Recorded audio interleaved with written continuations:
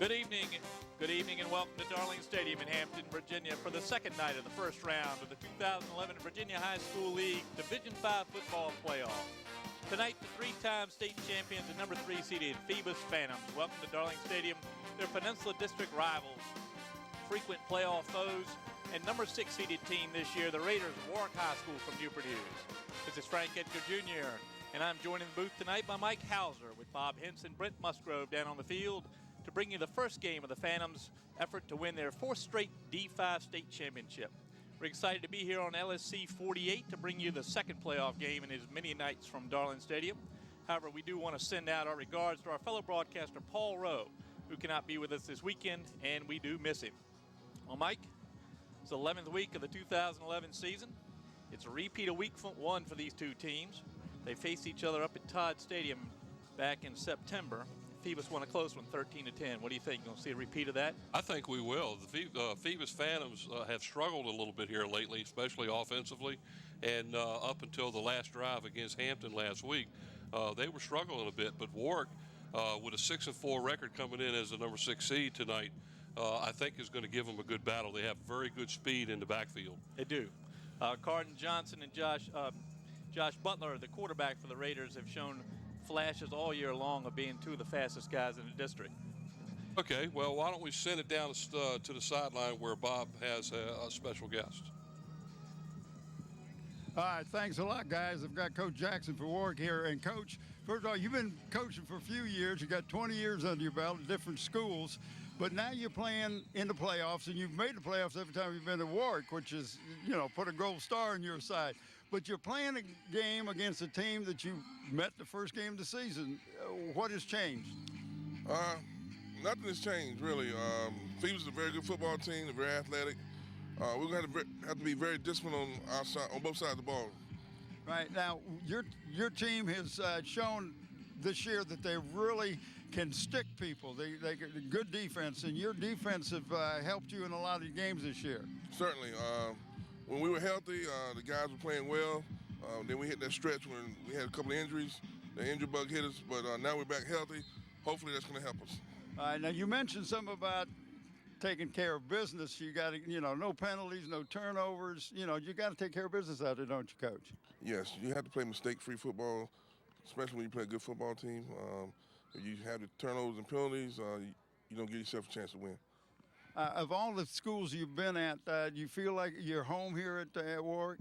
Yes. When I first moved to Newport News, Warwick was my first school, and when I was hired back, it certainly felt like coming back home. All right, now with the Phoebus, it's not going to be a lot of surprises out there. Are you going to do anything a little different, just to give them a little different wrinkle tonight? No, just going to play football. You're going to go out there and play some good football. Well, listen, you got some good players on your team. Talk a little bit about your quarterback, Coach. Joshua Butler, number 3, he's a junior.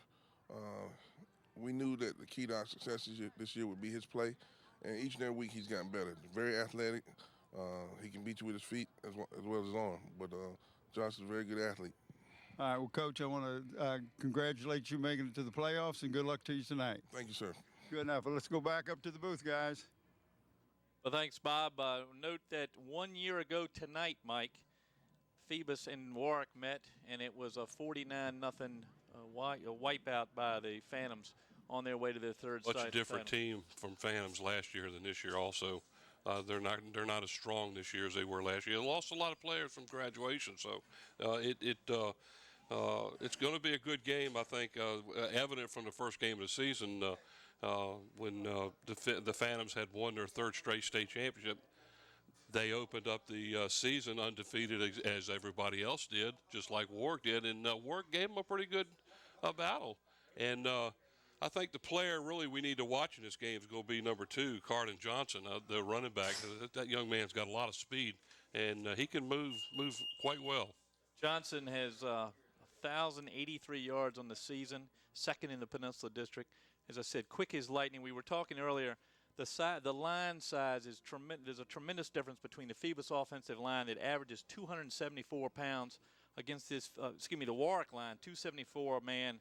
Phoebus 231 a man. So Phoebus gives away 40-some pounds on the line. And if Johnson's able to take an advantage of that, we could see a very tight ball game tonight. Well, as we both know, normally in high school, size doesn't mean quite as much as it does if you're in college ball, because a lot of it has to do with coaching, their techniques. So the teams that are smaller usually and quicker usually come out ahead, and that's evident with Hampton over the past years. They've had small lines, but they've been very successful. Certainly, the good technique, and of course we know Stan Sexton will have his Phantoms. They're well schooled in technique, and we've seen them all year. We've seen them for the past few years. They've got still have some remnants. In fact, there's 3 or 4 of them that have 3 state rings as seniors. I know Eric Anderson is one. Don't forget, Eric will not be kicking again tonight. His injured thigh or hamstring is still bothering him. So the kicking will be, I guess, dialing crimp again as usual. And he's well capable of doing a good job, and he showed that. As we've seen, even in this second day of the playoffs, we saw how important kicking is in the high school game. We talked about it a little bit last night in the Hampton game, how important a kicker for Green Run would have been in that game. Last night we saw Woodside's all-district kicker miss 4 field goals, and they go down in overtime. So kicking will be a major point of emphasis tonight, and if Crimp can come on and do what he's done in the last couple of games, then I think we'll see Phoebus certainly will play well. Now, Patu Griggs is no slouch over there at Warwick. He has been very effective all year long as a kicker and made second team all-district. All right, so why don't we send it back down sideline as Brent now has Coach Stan Sexton.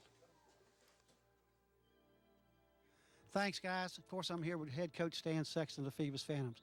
Coach, just going over a few things. You're 38-2 in 3 years, and a lot of those wins have been in, of course, in state playoff games and stuff like that, not just 10-game seasons. And here we are, and a lot of that's been come because you've always had a solid defense. You've worked good around your defense, and you can see it offense and defense in the lines. Right. Got some good size. So I want to talk a little bit about some of your linemen, if you don't mind. Sure. Let's talk about, you got 2 Jacksons on your roster.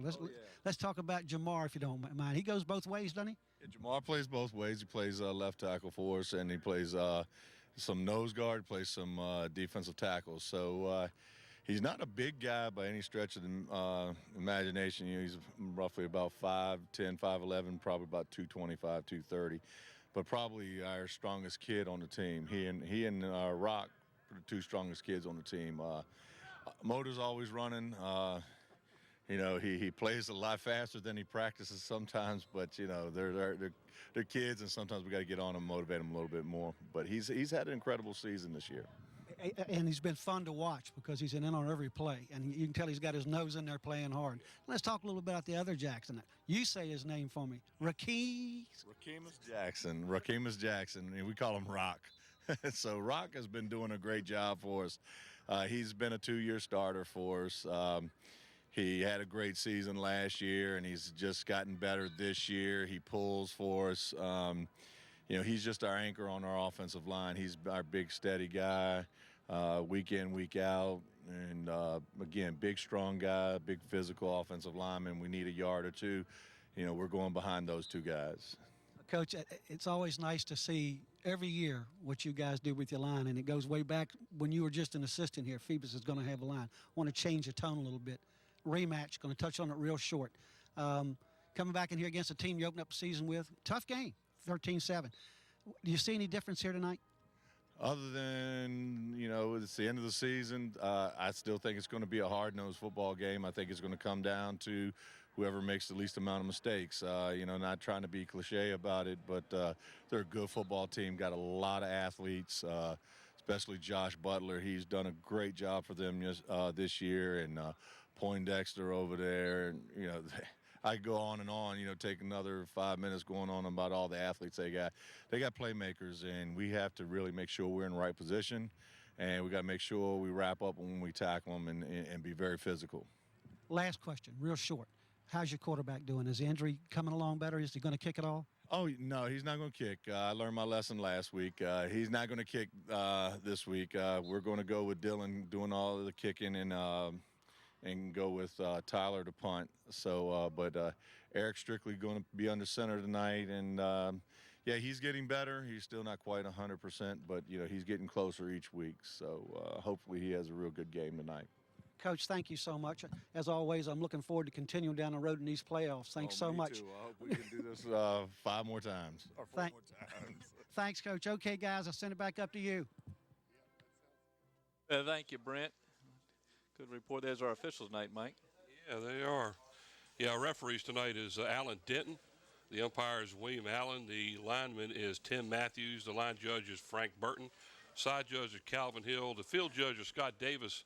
The back judge is Kenny Haynes. And those are our officials for the game tonight. You know, we talked a little bit about, we just heard about Phoebus. We haven't talked a lot about Boombox Lyles yet. Justin Lyles, featured in the Daily Press a couple of weeks ago, named the All-Peninsula District Defensive Player of the Year. He's the heart and soul of this organization at Phoebus for the past 4 years, isn't he, Mike? Oh, yeah, he's an outstanding player, and he's got a lot of speed. He's got a lot of size, and he hits real hard. You can almost hear him up here. The boombox, I read the article on how he got his name. He was shaped like a box, and when he hit somebody, it sounded like a boom. But he has outgrown that name. We've seen him in the last couple of years get a little taller and move a lot of that weight up to the shoulder area, and he is a big hitter. They are working him in at tight end and just to get him the ball and on the offensive side of things. Seth Roby, who started the year at tight end, had suffered a couple of concussions. He's out for the year, and Boombox has been slotted as the tight end for the past couple of games. Yeah, he helped a little bit too last week, so they worked him in a little bit more for this week's game, and we'll keep your eye out for number 7 on the Phoebus Phantoms tonight.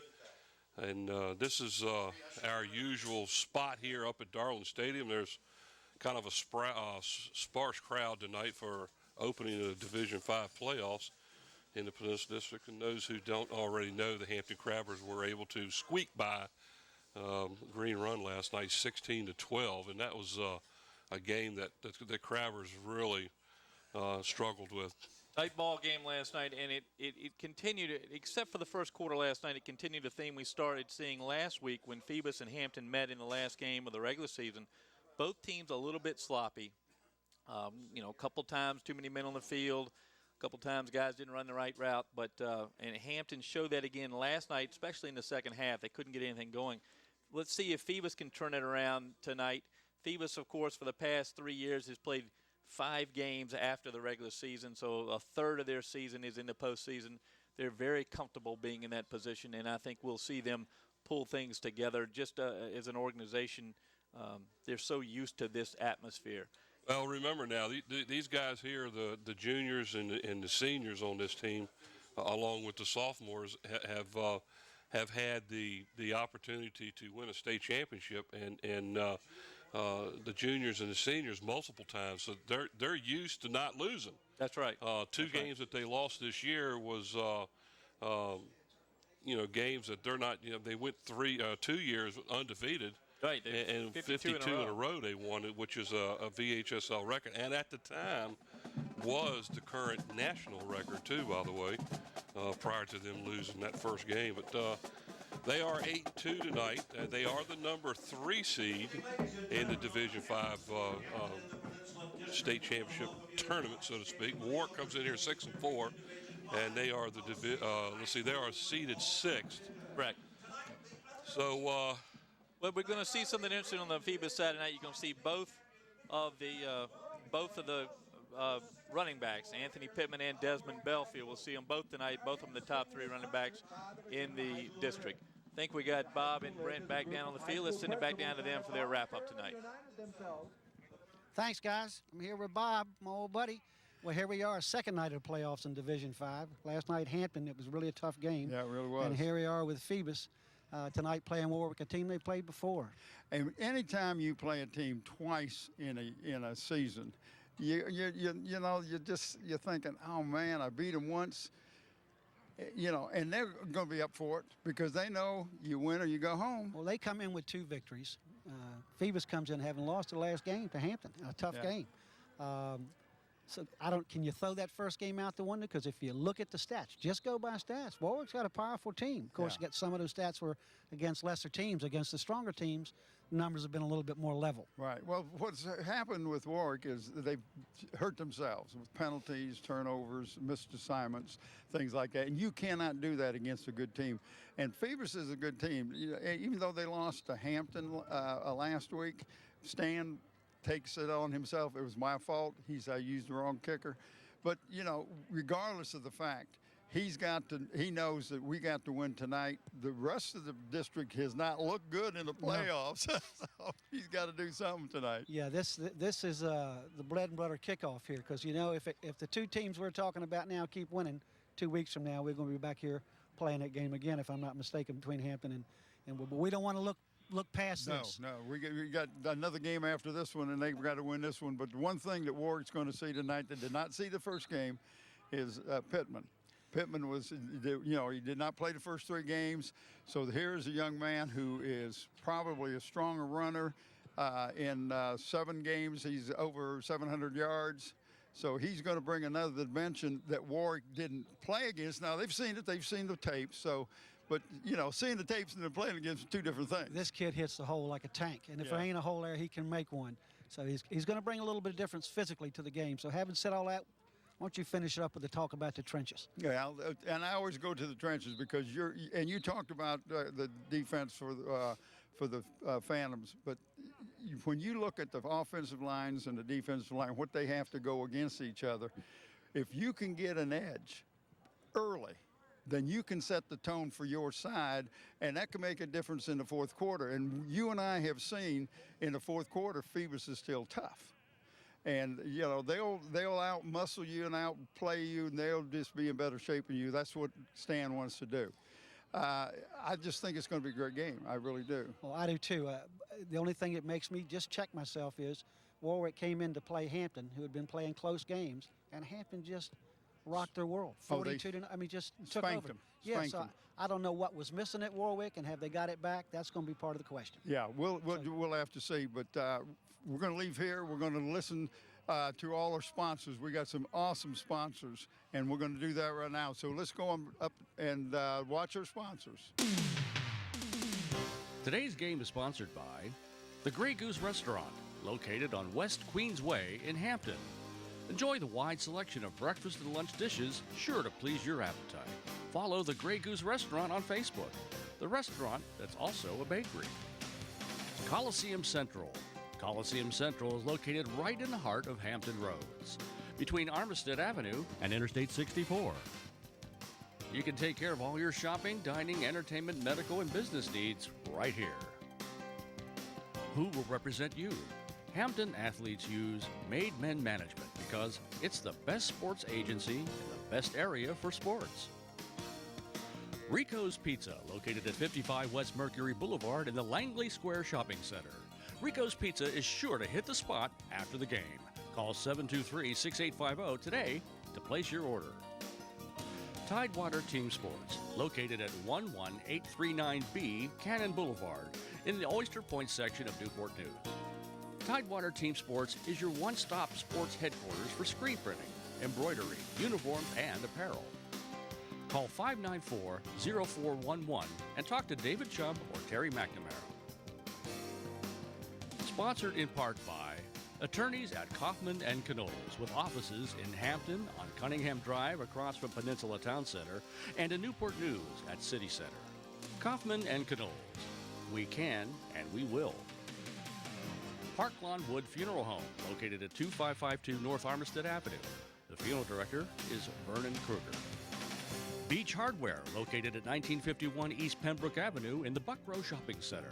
Beach Hardware is your friendly local hardware store with everything you need to maintain your home inside and out. Eric Thompson Realtor. Contact Eric to buy or sell a home or property.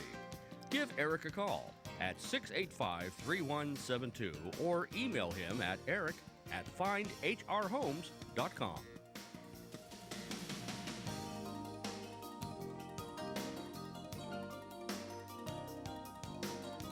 All right, very good job there. And as both teams are getting ready to see the Warwick team just sprinted across the field, so they're out there, and as you can see, the Phoebus Phantoms have come out of the locker room and they get ready to come on the field here now. That was a good picture of assistant coach Anthony Robinson, one of the finest young men in the coaching profession now, and the heart and spirit of Phoebus Phantom football over the past few years. He can get these guys up and ready to play better than anybody I know. Now we're going to have on a beautiful night here. You see the moon up there. There's Anthony Robinson with Ramon Deloach to his left and Boombox Lyles to his right. Two of the stalwarts on the past 3 state championship team. Eric Anderson right behind Boombox. And they are going to be ready to go here. Wearing, fortunately for Mike and I, the blue uniform with the gold numbers, not the white uniform with the white numbers. We'll be able to see the numbers tonight. That's right. We had Hampton's all black uniforms last night, which made it nearly impossible to see. It's good to see some different here. And you can see the Warwick Raiders, the visitors, wearing their all whites tonight with their maroon numbers. Here we're going to have the Phoebus Phantoms enter with their Phantom of the Opera style entrance. You didn't see that during the regular season this year. I guess they're going to break it back out again here in the playoffs. This is their for the Phoebus Phantoms of the past few years, this is their regular season. This is what they play for, and they are always ready to go. Here comes Coach Robinson. He's got them ready. Something tells me that Coach Robinson enjoys this almost as more than his players. I know I watched him last year. If you can catch that Dinwiddie game when they were down up in away last year, and see him going up and down that bench, getting those guys worked up. Of course, Phoebus came back and won that game in a very exciting fashion. Here come the Phantoms now. Need to hurry. They're going to have a captain in the middle. They don't want to miss that.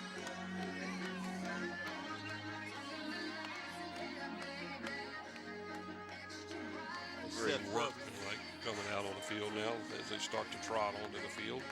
Disappointing to see Seth Roby on the sidelines, and Sean Pear, number 22, also Roby with the starting tight end, the brother of last year's starting quarterback Jordan Roby. Seth had suffered a couple of concussions. He's out for the year, and then Sean Pear, wide receiver, defensive back, is out also with a torn ACL. That it slowed down the Phantoms a little bit this year, requiring a little change on offense, replacing Roby with Boombox at the tight end spot. You may also see Boombox Lyles in the running back spot tonight, although with the emergence of Anthony Pittman, as Bob was talking about, he has dominated the running back He basically spot. carried Phoebus last week on the last drive when they started with a 1st and 10 with 4 minutes to go back inside the 5-yard line. And the Phantoms proceeded to drive all the way down the field. But there go the captains out. Ramon Deloach, number 84. Number 4, Eric Anderson. Number 2, Deshaun Summers. And number 7, of course, Justin Lyles. For the Raiders, Captain DeAndre Buffet. Captain Eric Poindexter. You'll see the other 2 there, 45 or and 6, 5 is one, 55. And 55, Ryan Belton. So 4 captains apiece. We're going to move it down there the and listen to the coin flip.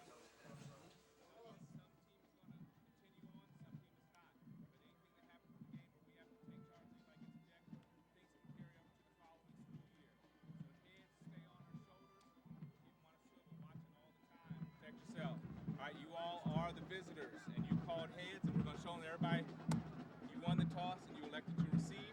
And then Phoebus, you said you wanted to kick it towards the live. Phantoms may have won. Let's see what they do here. Turn your backs that way.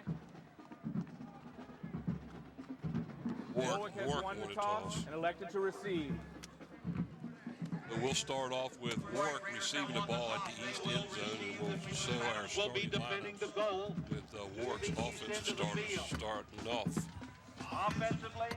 That'll put the wind at the back right shoulder of the Phantoms. Wind blowing from the southwest tonight, and blowing it across the field from the west end zone nearest to us to the east end zone farthest away, or from left to right on the television screen there across the field.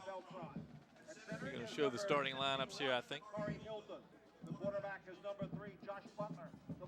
Report from Bob down the field that the wind is actually shifted towards out of the west, so it'll be at the Phantoms' back here in the first quarter.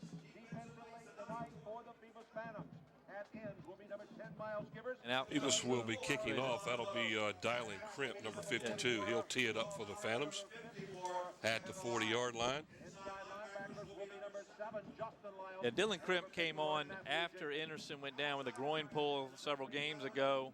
Big controversy last weekend whether he was going to kick the field goal at the end of the game. They instead sent out Anderson. Anderson had 2 blocked. Crimp did kick one in overtime, but Cabbers were able to score there on a run to defeat the Phantoms 13-10. Arden Johnson and DeAndre Bethea deep for the Warwick Raiders.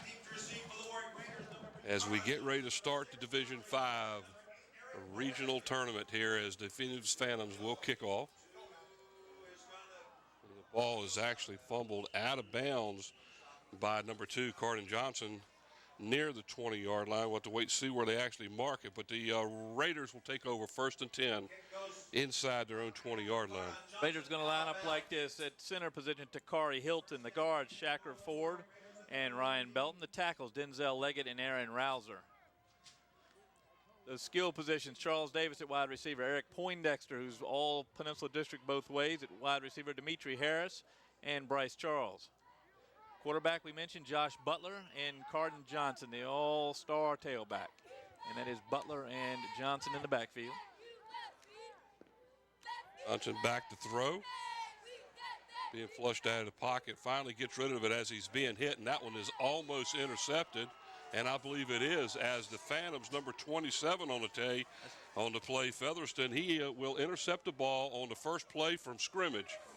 Juantez Featherston on the pick. Let's see that Josh Butler lofted it up there. He had a man open early, missed him in the middle, number 8. And here he goes over here, and you see Featherston catches off his shoe tops. So the Phantoms, here's your Phantoms offense.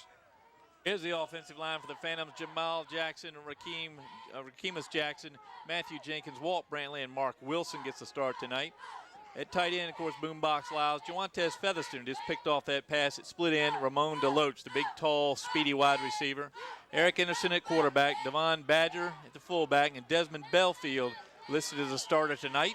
And that's Pittman on the first carry for the Phantoms as they start 1st and 10 from the Raider 42-yard line. He will pick up about 2 on the play, bring up 2nd down and 8 for the Phantoms at the 40-yard line. Yeah, it looks like they've started Malik Hawkins at fullback tonight in Pittman. And Pittman and Belfield are going to go back and forth. Again, Pittman not playing the first 3 games of the year, but has come on strong. Belfield, a very strong year. Both second team All-Peninsula District. Anderson drops back. He will set up to throw the ball.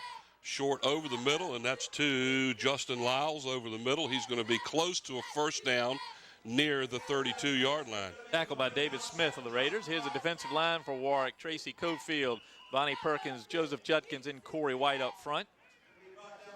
Najai Williams, David Smith, Lawrence Whitaker, and Marquise Hill. And in the backs, Brian Johnson, Eric Poindexter, and DeAndre Bethea. Timeout now as they will bring out the sticks to check for the 1st down. That's Boombox Lyles in his offensive role. He's going to be a little bit short. About the length of the football, as it will bring up a 2nd down.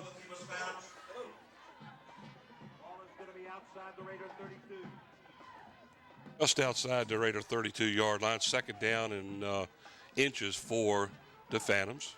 They start for Anderson. Anderson is still suffering the effects of a groin pull, and so he's a little slow on the run. He's not going to do the kicking tonight, but a nice pass. He had a lot of protection there and able to catch Boombox going across from right to left. The I formation, DeLoach to the wide right. Pittman is the tailback. He gets the handoff off the right side. He will pick up about 2 yards to the 30 and a 1st down for the Phantoms. Whole host. Looks like he may have fumbled the ball. It looks like Warwick is celebrating out there. Eric Anderson hands off to number 5, Tony Pittman. They're still looking to see if there's a sign that they're pointing at the ground. The officials are saying the ball is down, so they did not fumble the ball. Let's look at the replay here. Sure. This is Anthony Pittman, all 215 pounds of him, hitting that line. Knee down there. I can see his knee in a pile. Now the ball comes out. So it looks like to be Phoebus ball first and 10 on the Warwick 30, almost to the 31.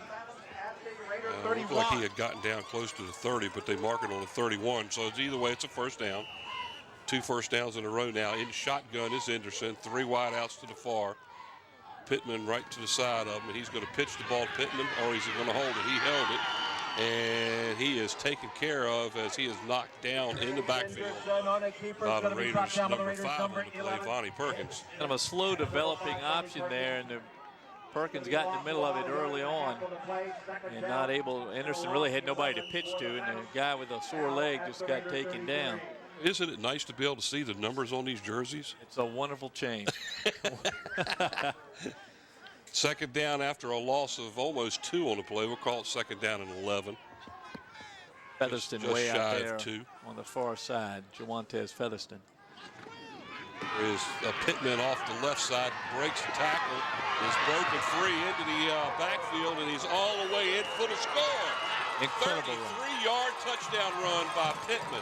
Now that's the Anthony Pittman we've seen since he started to play in the 4th game of the year. The power, not only the power and the ability to break tackles, but the speed. Here he comes on replay. See him here going up just off tackle, gets outside the linebacker right by Perkins, and then the cornerbacks and the safety have a hard time getting him to get him down. Dylan Crimp in now in formation to kick the extra point. Out of the hold of the punter, Tyler Adams. Quick 6 points off the turnover by the Phantoms. Got a flag on the far side. Looks like illegal procedure on the Phantoms. Prior to the snap, Croachman on the defense. Move it half a distance to the goal. Warwick a little anxious there on the extra point. They're going to kick it again.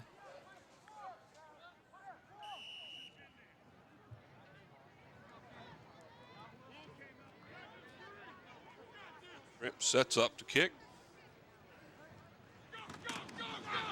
Adams with the hold. The kick is up. It's through the uprights and good. And with 9:49 to go here in the opening period of play, the Phoebus Phantoms jump out in front of the Warwick Raiders 7-0. There's that strong leg of Dylan Crimp that they could have used last weekend from the about the 13-yard line where the ball was put down last week. And of course, Hampton blocked 2 attempts. Yeah, the reason why they blocked 2, the first one they had to go again on the second play because Hampton was offside, and then they turned around and blocked it again.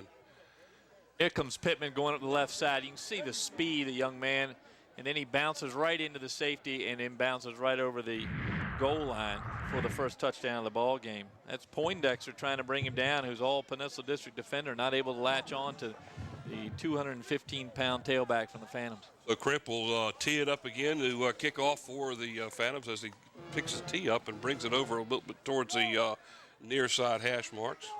A 42-yard drive that time. 3 carries by Pittman, count for 37 of those yards. 2 minutes gone. So in the first quarter, very quick touchdown for the Phantoms. Got Cardin Johnson, DeAndre Bethea out there, and also number 8, Eric Poindexter, deep, standing back inside the 15-yard line for the Warwick Raiders. Those at home, Poindexter is the one with the bright pink socks out there. So easy to spot. There's a little short kick. This is what they wanted. The Phantoms look like are going to receive the ball as they recover an onside kick and will take over 1st and 10 at the Warwick 44-yard line. I'm going to say Davon Robinson jumped on it. Number 9 was able to land on that onside kick. Look at it again. Nice kick by Crimp. It is Robinson that comes up with the ball. So 1st and 10 for the Phantoms here on their Warwick 44. Brings them up again underneath the center this time. 2 wide outs to the near side. Pittman is the tailback, and Anderson drops back to throw. Passes over the middle and is completed. And I believe that's Featherston, and he's going to go all the way down inside the 5 to about the 1-yard line. 43 yards on the pass play by Eric Anderson. Nice blocking up front to give Anderson time and Featherston time to get into that route. It's a nice deep route and a good ball from Anderson. And Featherston not able to outrun safety DeAndre Bethea, but they get it close enough. First and goal from the 1 for the Phantoms. Look at that pass. Beautiful, nice catch from Featherston. Featherston now with 1 catch from Josh Butler and 1 catch from his own quarterback, Eric Anderson. Right. First and goal now at the 1. Full house backfield for the Phantoms. And off to Pittman up the middle and in the end zone. Touchdown, Phoebus. That looked like number Belfield. 21 on the play, Desmond Belfield. Desmond Belfield gets the call that time. As I said, Belfield and Pittman will go back and forth. And there, Belfield. There's his first run of the game. It's a 1-yard touchdown run right up the middle. See it here. Good blocking up front. He went in right behind number 40. He actually went across the goal line before he was even touched. So Crimp in to kick the extra point out of the hold of number 15, Tyler Adams, again. And the kick is up, plenty of distance.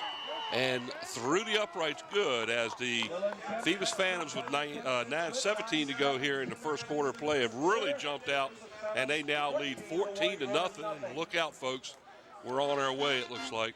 Well, this isn't the kind of start that Coach Juan Jackson was hoping for tonight. Again, in the first game of the year, Warwick led deep into the game, 7-0. Ended up losing 13-7 to the Phantoms. But I know he wanted to have a little slower game tonight. He hasn't been able to slow down the Phantoms. The mistakes have hurt.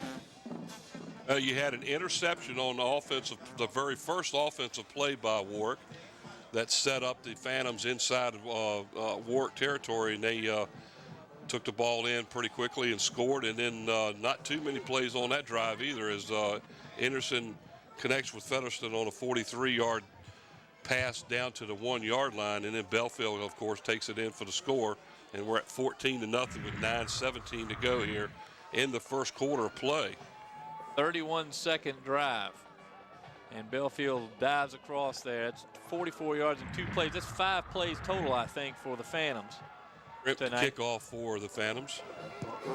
Another little squib pass or kick at about the 27-yard line. I believe that's the Raiders' number 21 on the play. Yeah, Jaron McEachern.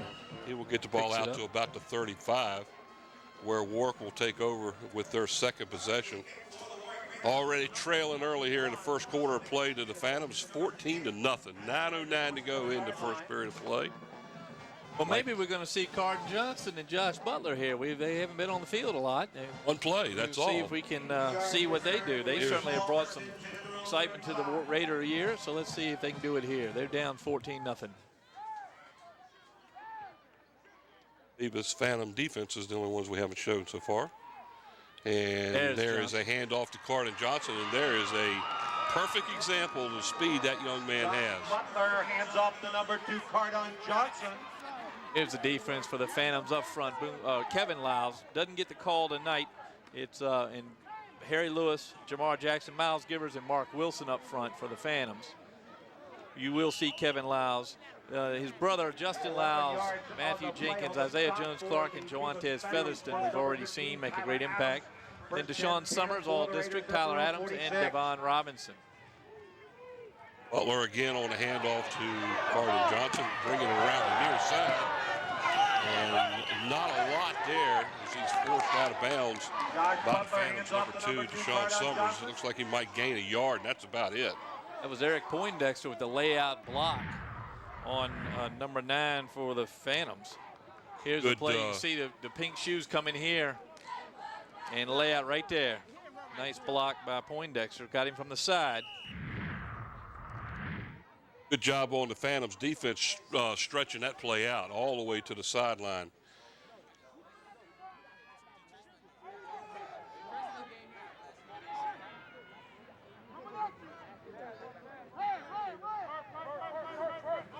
Butler back to pass, and there is a flag down. Flag on the play. Looks like we have an illegal procedure against the Prior to the snap. Warwick Raiders. False start. On the offense, 5 yards. Still second down. But when it rains, it pours for the poor Warwick Raiders. They're having a tough start here. They're down 14-0 with just about halfway through the first quarter of this playoff game. Every 5 yards now is going to count against them. They need every yard they can get to try to catch up with a fast starting Phoebus Phantoms. By the way, that run by Johnson ended up being about 16 yards. He really showed his speed getting around the outside on that run too, didn't he? As he's done it all year, if he can get some room, he's in motion there. Here he comes with a Johnson pitch. coming around from the outside. Not a lot there as he's tackled after a gain of about a yard on the play. That was Mark Wilson for the Phantoms that helped stretch that play out. Phantoms go east-west very well on defense, and Wilson that time from his end position able to stretch that thing out and bring down the very speedy Carton Johnson. Here he comes here. A lot of people chase, but there's Wilson, 74, and able to knock him down. You have a lot of speed, but you got to be able to have the blockers to be able to open those holes up for that speed to get through it too. I said that front line for Warwick outweighs the front line of the Phantoms by 40 pounds a man, but they're certainly not quicker. Certainly They're down at about 12. Johnson back to pass. Oh, slips and falls down. Sorry, Butler back to pass. And he's going to lose about 2 yards on the play. That's going to bring up a 4th down and about 14. There's not a lot going on there for the Warwick offense. Wilson credited with the tackle that time, 2 in a row for Mark Wilson. That is not, again, a 3 and out for the Raiders. Schrader will come in now for the the Raiders to punt the ball away. Wilson on the far end there. Shoves off the block of Denzel Leggett and able to make the stop on Josh Butler. Going to be Lee Schrader into punt for the Raiders. A flag down as the officials stop the clock. Prior to the snap, timeout, Phoebus. Phantoms call timeout, and with a timeout here at 7:14 mark of the first quarter, the Phantoms up 14-0, and so far this is looking more and more like the Phantoms are taking revenge after last week's game. What do you think? Certainly the best they've played in the last several weeks. You know, they lost 2 of their last 3 ball games. Close one with Woodside and a close one with Hampton, sandwiched around a win. But they are playing. They look sharper tonight. Now Warwick really hadn't given them anything yet. We've had an interception, onside kick, leading to 14 points. That was a nice stop by the Phantom defense. Again, Warwick has shown flashes. They're almost Jekyll and Hyde this year. They've shown flashes of being able to use their speed to get ahead of some teams. And they did it in the first 3 quarters in the first game against the Phantoms, and they did it several times. But as Bob and Brent were mentioning earlier, they came out here against Hampton 5 weeks ago, and got blown out 42-0. So that's the Hyde side. So far we're seeing Hyde, not a lot of Jekyll out of the Warwick Raiders. Featherston is deep for Phoebus, standing at his own 25-yard line, and he takes the punt, and he's going to. Looks like the Raiders' #1, Brian Jones, is going to get flagged for interfering with a catch. I think that's a closer play than it looked. We'll see that on replay. The question is did Featherston call for a fair catch? I'm not sure he did. Let's see. No, I don't think he did. That shouldn't have been no flag. I'm surprised there's a flag on that. It looked like well-timed tackle by the Raiders' Byron Jones. I'm sure that Coach Jackson is not happy about that flag being thrown. Allen didn't come into us. You had a score over in Portsmouth, the IC Norcom Greyhounds. Going to be against the Warwick Raiders. Was no good. They lead the Lakeland Cavaliers early in the first quarter, 6-0. Lake Taylor had first and Eric Henderson giving the international sign of what am I supposed to do here, Coach, to Coach Stanley Sexton. again midway through the first Kick catching interference on Warwick. Boy. Penalty is declined. 1st and 10, Phoebus. That's a tough call on the Raiders, who are already having a tough night. I'm not real sure why they declined the penalty. Mercy, maybe. Well, no, I think maybe the only result would have been a penalty and made them kick it over again. They should have been penalized from the spot of the foul, and move the ball up instead of declining it. But either way, the Phantoms will take over first and 10 at their own 23-yard line. Anderson drops back and hands the ball off to, is it Pittman? I can't really see it. No, it's like not. It's Belfield. Belfield starts tailback on this drive, and he gets the ball outside the 25 to about the 27. DeAndre Bethea on the tackle. A lot of twisting and turning here by Belfield.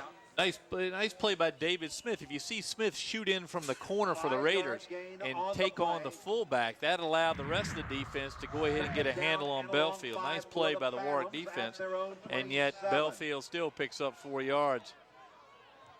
Second down and 6 with the ball sitting at about the 27-yard line. Anderson under center. Draw Warwick off, takes the snap, hands the ball off to Belfield, and he's hit right at the line of scrimmage and breaks a couple of tackles and is able to actually pick up a first down. That's David Smith again tackling him backwards that time. That was a nice tackle by Smith with his backside. And see this again, you'll see that Belfield really did a good job keeping his balance and getting enough for the first down. He ran right into the backside of David Smith right there. Smith falls and trips him, and Poindexter comes in and finishes him off by tripping his feet. It'll be first and 10 at the 34-yard line as the clock continues to run at 6 minutes to go here in the first quarter.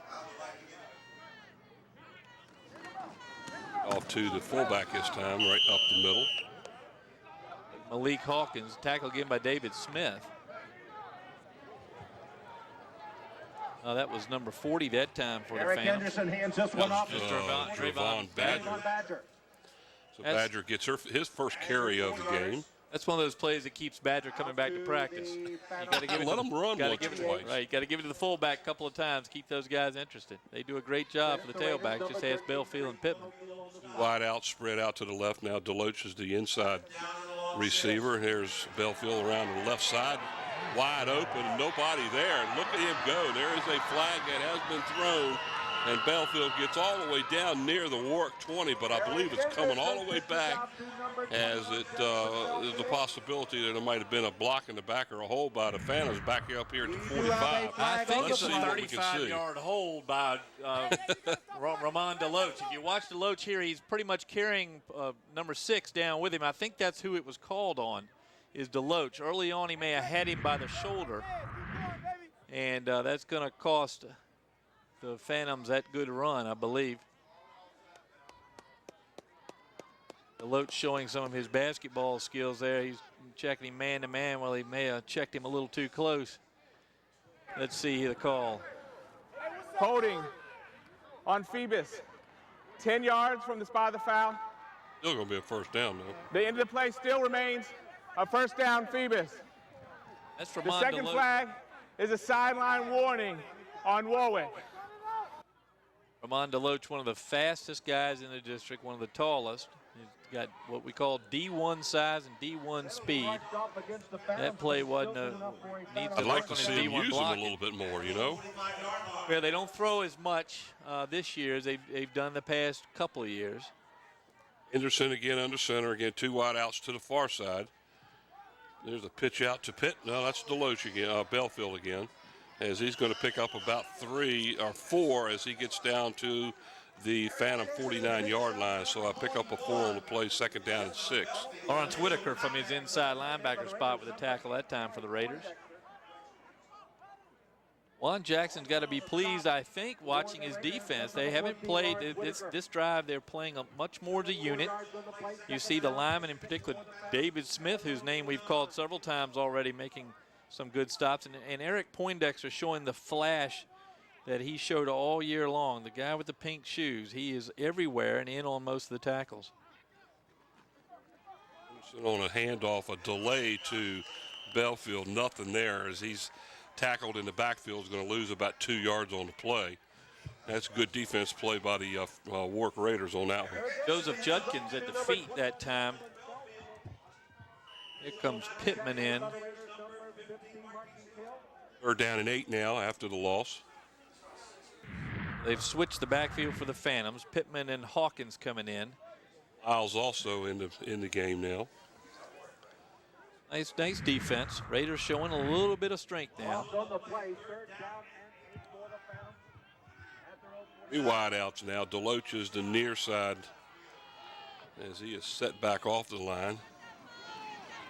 Back to pass, and there's a pass to Deloach over the middle to the 30, to the 20. He's gone. And he is going to go all the way in for the Phantom score.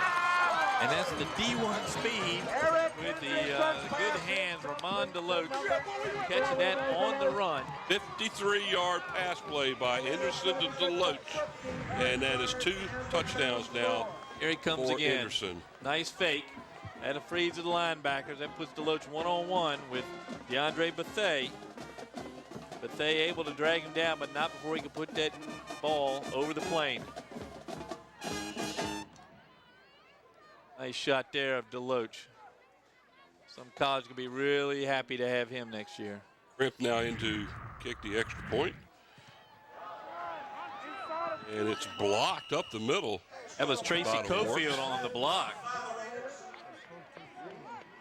You know, that's reminiscent last year in the Warwick-Phoebus game regular season when Anderson was the starting quarterback 4 or 5 games in the year, and Warwick blocked the extra point and actually injured Eric Anderson. That brought on Jordan Roby, who carried the Phantoms all the way to the state title. Fortunately, that time Crimp wasn't injured. But the Raiders able again to block that extra point. Look at the extra point that was blocked right there.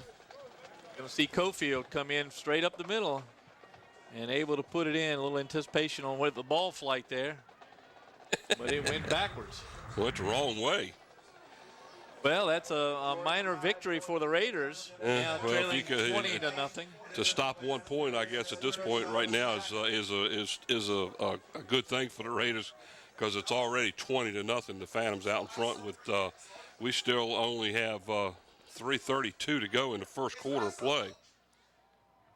Couple of a little additional hands teams on the front line here of the Warwick receiving squad, just in case Phantoms want to try another onside kick. I doubt they're going to see one here. They may see another squib though. Crimp kick, end over end. Poindexter at the 11 runs away from this side of the field as he goes around the corner, and it looks like he runs out of bounds near. Well, there's a flag on the play. It looks like he was run out of bounds at about the 27-yard line, but a late flag on the play. That may be 15 yards on the Phantoms. Let's see if we can catch the referee, Alan Denton, with the sign. Oh, we're looking. Personal foul against the Phantoms. That's going to cost them 15. Hitting out of bounds. So the Phantoms, even though they're leading 20-0, got a little sloppy on that one. Anderson now. We're still in the first quarter. He's 3 for 3. After the play was over, 104 yards. personal foul, late hit. So far. Phoebus, 15 yards from the end of the run. 1st and 10, Warwick. 3 for 3 with 104 yards and 2 TDs. That may be his best passing game of the year. 3 for 3, 100%, 104 yards, and 2 touchdowns. So the penalty moves the ball all the way out to the Warwick 43-yard line, where they will have good field possession on this drive as they start 1st and 10.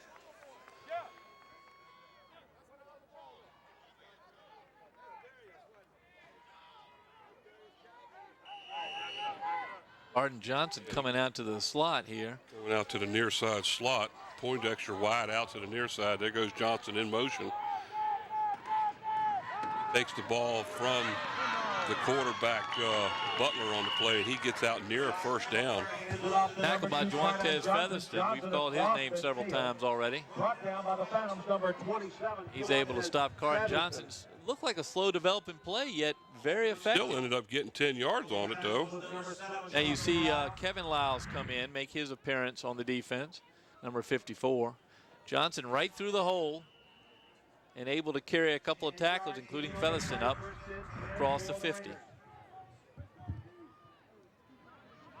Johnson again in motion. Time Butler keeps it, comes towards the near side. He's bobbing in, and what a hit by the Phantoms. Looked like Deshaun Summers was leading that one.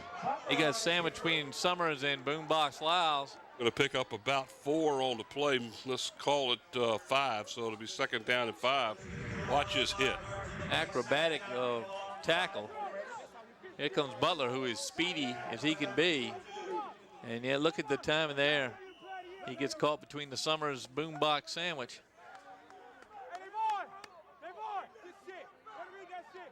Well, that's some great camera work down there, guys. Gene Wheeler and Steve Fryer on the field doing a great job. And Krista doing the replays, which are almost as fast. They almost give us the replays for the play happens.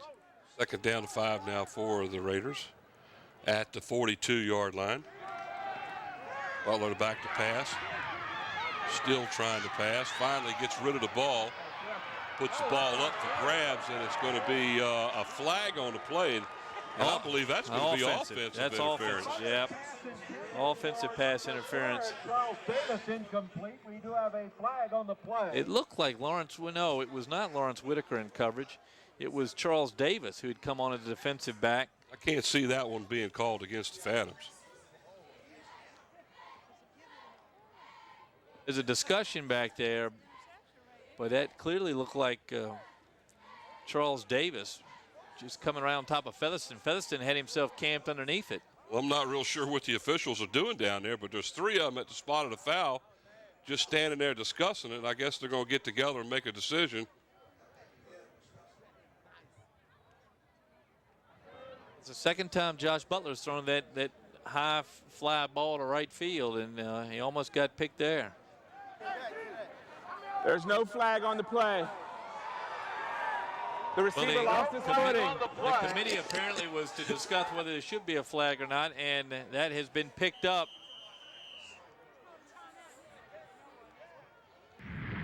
Here comes the play. Timeout. You yell a flag at home, feel free to throw it, I think. This is from now the let's far look at end. the replay here. See, now here Butler just puts it up for grabs. And there's a Featherston there. And first the ball goes over Featherston, then the flag goes over him. So it's he had a chance to catch both. And Phoebus, the Warwick player, kept him from doing it. I think what they're finally going to make a determination is the ball was uncatchable because the ball was well over top of the receiver. I think, it must have been uncatchable as an interception. I don't think I've ever seen that called in that close a situation. Obviously, Stan Sexton disagrees. The official that actually threw the flag, he didn't hesitate. It was already coming out. I guess he was talked out of by the other 2 officials back there. But so they're going to get Coach Sexton off the field. And half the Phantoms coaching staff out there to argue that. Looks like the argument by committee. Oh, the incomplete pass. Bob, what do you see down there? All right, what happened down here was the referee said that their feet got tangled up. But if you looked at on replay, the defensive man got tackled. We're looking at the replay right now as we're speaking, and you'll see the offensive player literally jump on the back of the Phoebus Phantom player. And as a matter of fact, here's a play that's gone deep again, and it's incomplete. So that was a 3rd down and 5. Hey, guys, I've got a camera right down here that shows that. I know you saw it in replay, but we got stop motion. He is being tackled. Oh, yeah, no doubt. Well, a break for the Raiders, but followed up by an incomplete pass to Eric Poindexter. Deshaun Summers back there. It'll be 4th down and a long 5 now for the Raiders. Ball sits at the Phantoms' 42-yard line. They need to get down to about the 37-yard line in order to get a first down. Otherwise, they're going to turn the ball back over to the Phantoms. And it looks like they're going to go for it, but we've seen Timeout. Butler hooch kick it from his quarterback position, so you never can tell. And I would think he was going to try to kick it down inside that 5-yard line and do anything to get the Phantoms back farther than they've been tonight. Timeout is called by Warwick. It will leave Warwick with 1 timeout left here in the first half. The Phantoms have 2, and it's 20-0 with 1 minute and 56 seconds left in the first quarter of play. It's been a long first quarter. Got a different angle here on the play. This is Wube's camera, another great shot. There's the ball. And he reaches for the flag. He was reaching for the flag as he saw the collision. Question, I guess, is going to be, was he about ready to call it on the Phoebus player? Kind of hard to call it on the so. Phoebus player when the Warwick player was going over top of the back of the Phoebus player. That's the only reason I would think they'd pick the flag up. Was that Carden Johnson, by the way, that was out there for the Raiders? We never really acknowledged Charles who the Davis. receiver was for. Charles Davis. Davis, okay. Davis here lined up wide left. So we have 4th down and 5 now for the Raiders as they are going to go for it here in the I formation. Butler back. He throws the ball to the far side over, and there's Poindexter out there. It's completed down to about the 30-yard line. Nice pass play by the Raiders. Tyler Adams on the stop for the Phantoms.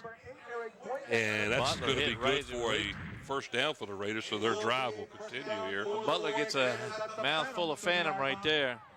Pretty pass, though. Jamar Jackson with the hit on the quarterback, but Butler able to get it away. 1st and 10, ball sits right at the Phantoms 30. Two wideouts, one on either side in the I formation. Poindexter to the near side. There's a handoff up the middle to Johnson, and nothing going there as the Phantoms front line stops him for about a yard loss. That's Kevin Lyles there at the bottom of the pile, the big man who played so well last year as a freshman all the way through the state title game. He did not get the start tonight, came in several downs ago, and you can see the value of him up front. There was nobody going through the middle that time. Picture Ramon DeLoach there on the sideline for the Phantoms. 2nd down and 11 now for the Raiders. Is a play up front. You can see Lyles, also Jamar Jackson meeting Carden Johnson line of scrimmage, pushing him back. In motion, the ball is handed off. No, Butler keeps it, goes around the far side, and good yardage all the way inside the 20-yard line down to about the 17. Superb block by Charles Davis out from his wide receiver position. We get another look at that. But Davis had him pinned to the side. They had me fooled because I thought he handed the ball off to Johnson, and Davis he held on to it and it took off. The top of the screen. Here comes Butler around the corner, and you can see Davis holding his block on Tyler Adams and able to allow his quarterback to slip by him on the left and pick up a first down. Raiders driving here. Nice little drive here by the Raiders. 1st and 10 at the 17. Poindexter to the near side. Here's Johnson again in motion coming towards us. Ball is handed off to Johnson. He's inside the 15 down to about the 13. He'll pick up about 5 on the play. Miles Givers on the stop for the Phantoms. Give them 4 on the play. That's going to bring up 2nd down and 6 for the Raiders as the ball sits inside the 15 at about the 13-yard line. Jamon McEachern out front that time, leading Johnson through on this, what I would call almost a Woodside style offense. We're seeing this almost a single wing with the guy in motion. That's Woodside runs that almost every play. There it is again. This one's handed off to the up-back right up the middle. Nothing going there. That was McEachern. Up front, Kevin Lyles right in the middle where he's supposed to be. We're at the end of the first quarter of play here at Darling Stadium. The Division 5 regional semifinals as the Phoebus Phantoms are out in front of the Warwick Raiders by a score of 20-0 as the Raiders in a drive now inside the 15-yard line. It'll be a 3rd down now and about 7 for the Raiders as this is their deepest penetration of the first half as we get ready to start the second period of play here. We just took a survey of the Warwick Raider fans, and to the man they agree, nobody's unhappy the first quarter's over. It is 20-0 after 12 minutes. That was a long first quarter. It was. Well, it takes a while to score 20 points. Actually, by my count, it's 12 plays on 3 drives to score the 20 points for the Phantoms. There's the Warwick side. You can see they're ecstatic about how that first quarter went. And we probably, I know they like to get up on their feet, even if it's just to stay warm tonight. And a touchdown right here early in the second quarter would do a lot of good for the Raiders. Phantoms, meanwhile, seem to be clicking on all cylinders so far. They're in playoff form, as we've seen them so often over the past 4 or 5 years. See if a change of the direction would help the Raiders here. Maybe the field is tilted downhill to the east. Yeah, well, maybe. Gonna find out right here. Got a wall here that separates me in the field, so we got to lean forward here as it's Third down and 7 now for the Raiders. Butler, he's back to pass. Still back to pass. Finally lets go of the ball, and it's caught inside the 5-yard line. Caught by number 19. Who it was? 19 Julian Crosby makes the catch for the Raiders in a very slow developing offensive play. But when you have a quarterback like Butler who can elude tacklers, you can take your time. And that time Crosby broke his pattern a little bit, came back to help his quarterback, and was able to bring in the ball on the 5. Ended up being first and goal now at the 5 for the Raiders. Butler drifting left. Now see Crosby put his hand up and wave at his quarterback. Nice play by the receiver. You could see him raise his hand and say, I'm going to be open, give me a minute, and there he was. So first and goal. Big Warwick line comes up. Let's see if they're just going to try to push it in now. Full house backfield for the Raiders.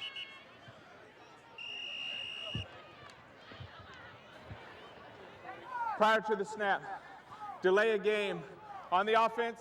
That hurts. 5 yards, still first down. Just kick yourself right in the foot, huh? That's right. These are the kind of mistakes that Warwick made in the first game that really led to that defeat. Now instead of first and 5, it's first and 10. Still first and goal, but the ball is pushed back to the 10-yard line. See Eric Anderson there warming up on the sidelines. He's been on the side longer than he'd been in this particular drive the rest of the night. He seems to have been on the field the first 9 minutes of the first quarter. He's having to stay warm here as the Raiders are threatening to score. First and goal from the 10. Butler hands the ball off to Johnson coming out of the backfield. Nothing doing there. He looks like he gets back to the line of scrimmage, and that's about it. And I think I saw Miles Givers' hand on him that time. As he went by, Givers seemed to reach out, put the paw right on him. And no gain on the play. Down. And we'll call it second goal, now still at the 10-yard line. Initial contact on that play made by the Phantoms. If Givers doesn't come out off his right end position, you see a hand right there and able to pull him down. Nice play by the defensive end. Still full house backfield. Johnson deep, about 7 yards behind the line of scrimmage. Butler back to pass, throws the ball. He pulls it back in and starts running. And he's down after gaining about a yard on the play. Great tackle there, great recognition of what was going on. Butler, he's extremely quick, and you see him shoot through the hole, but the linemen able to disengage from their blocks and reach back and catch Butler before he can get too far. Ain't about maybe a Here yard he goes on now. the play. He doesn't, just pulls it in. What a tackle. Was that Givers? It was. It Miles was Givers. What a tackle. Looked like he was diving in a swimming pool as he leaped out and grabbed Butler before he could get too far. So still third and goal now at the 9. Warwick first and goal on the 5. They've lost 4 yards in 2 plays. That loss was a penalty, too. Butler back to throw. Lost the ball to Poindexter out here. No flag. Poindexter pushed out. Complete pass. That's Deshaun Summers out there. Again, first team all Peninsula District, and you can see why on this play. Poindexter extremely quick. Butler lobs it up. You can't see the bottom of Summers right with him.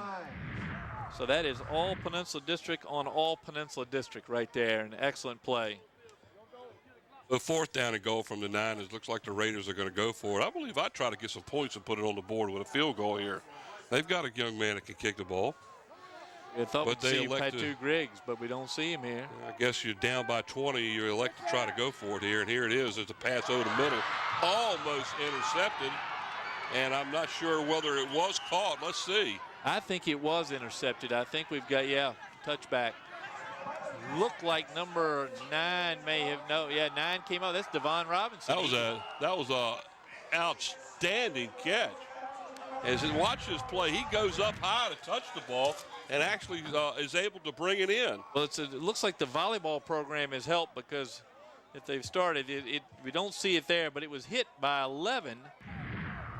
I think we're going to have to look at another camera angle. Well, in the end zone, so that's going to put the ball out at the 20-yard line, and Warwick's drive to try to get some points on the scoreboard has been thwarted by the Phoebus Phantoms. Here we got the other angle here. Let's see. You can see the the tip play that's going to occur here, right in the middle. Tip up, and it bounces, and that is Robinson on his back on the ground. It landed on his chest, and he was able to get it. The 1st and 10 for the Raiders, or for the Phantoms at their own 20-yard line. Here is Pittman around the near side. Poindexter trying to force the issue, and he's out of bounds at about the 27-yard line, and still he'll pick up about 6 or 7 on the play. We'll have to wait and see where they mark it.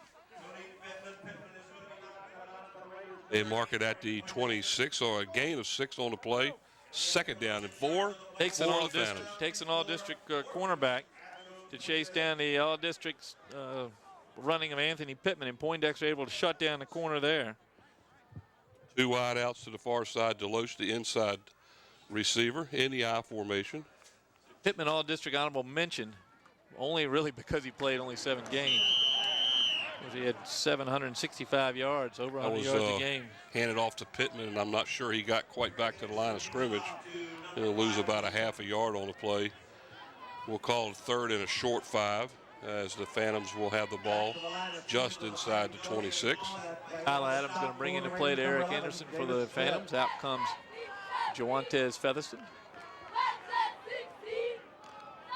Now, Featherston's been a major part in this first half. He's both sides. Yes, he has. He made the first interception.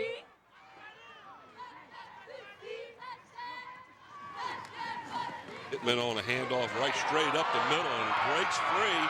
And let's see if he can outrun the defense as Poindexter runs him down at the Warwick 26-yard line. Outstanding run by Pittman as he gets through the hole once again. Poindexter right with him, and so DeAndre Bethea had him if Poindexter didn't catch him. 48-yard run on the play.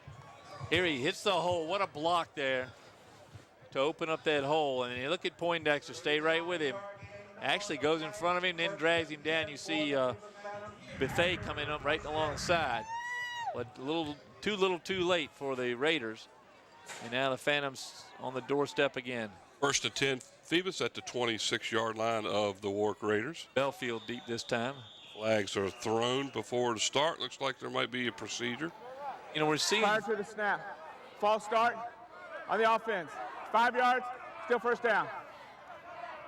We're seeing the Phantoms show the tailback-fullback combinations. They've paired Belfield with Badger, and they've paired Pittman with Hawkins.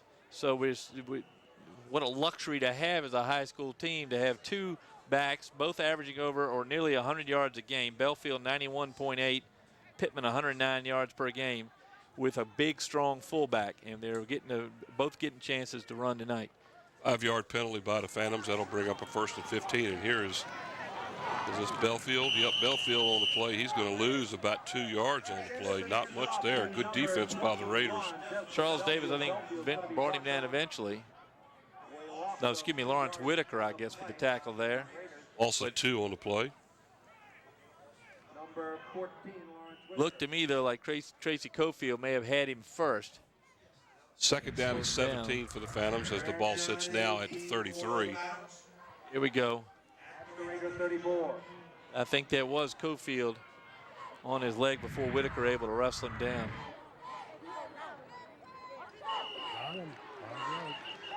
Flag called on the far side there, Mike. It's going to be discussion. Well, one of the Warwick players jumped, but I don't think that's what this is for. It looks like the Raiders over there are saying that the Deloach may have moved. Prior to the snap, false start on the offense. 5 yards. I think that was Deloach. I'm going to say it was Deloach because he was closest one out there. Well, he was standing in front of the defender, number 1, Byron Jones, for the Raiders, and when the flag was thrown, the defensive man, you know, he was pointing at him. So looks like Deloach may have moved a little early. Either way, it's another 5-yard penalty, and the Phantoms going in the wrong direction here. 2nd down now at about 23 for the Phantoms as the ball sits at about the 38-yard line. Raiders starting to stock the line. They're trying to stack it, push them in, make them throw. Back in the shotgun, a little screen pass out to Deloach. And not a lot there. He's going to pick up about 4 on the plays. He's down inside the 35 to about the 34-yard line. That's going to bring up 3rd and long for the Phantoms. Byron Jones, DeAndre Buffet out that way. By the Raiders, number 14, Lawrence Whitaker. Here's another replay of that one. Just almost a tight end screen there Down to the Loach. 18 for the Phantoms. That was Lawrence Whitaker At with the the first Raider hit 34. for the Raiders. Good defense by the Raiders. They're playing better certainly in the last couple of drives. The scoreboard doesn't show it, but I'm sure Juan Jackson, coach of the Raiders, is noticing this. Like it's about 3rd and 18 or 19. We'll call it 3rd and 19, as they need to get all the way down to about the 16-yard line to get a first down. Back to throw again over the middle and right through the hands of Featherston. Coverage by Lawrence Whitaker from his inside Incomplete to linebacker number position that time. 27, Pass will bring up 4th down and 19 for the Phantoms. Covering on that play for the Raiders was Ground number level view of that one. Anderson looks. He's got one man in mind. It's Featherston just out of his reach. I'm impressed so far with Juantez Featherston. He's certainly given everything he's got tonight. He's stretching out on passes. He's made the interception. He's made the other catch for a touchdown. Phantoms look like they're going in kick formation. Anderson is set back in the punt formation. I didn't think he was going to do any kicking tonight. Oh, we didn't think he was. Let's see. Curious why he would do it here, but he'd kick right-footed. I know he's kicked left-footed trying to save that groin muscle, but that one Goes in the end zone. So the Raiders will have the ball 1st and 10 at their own 20-yard line. That was a net of about 19 yards on the punt. Actually 14, even worse. 14 yards. So I'm surprised again that they went with Anderson when they have Tyler Adams. We've seen Adams punt the last couple of weeks.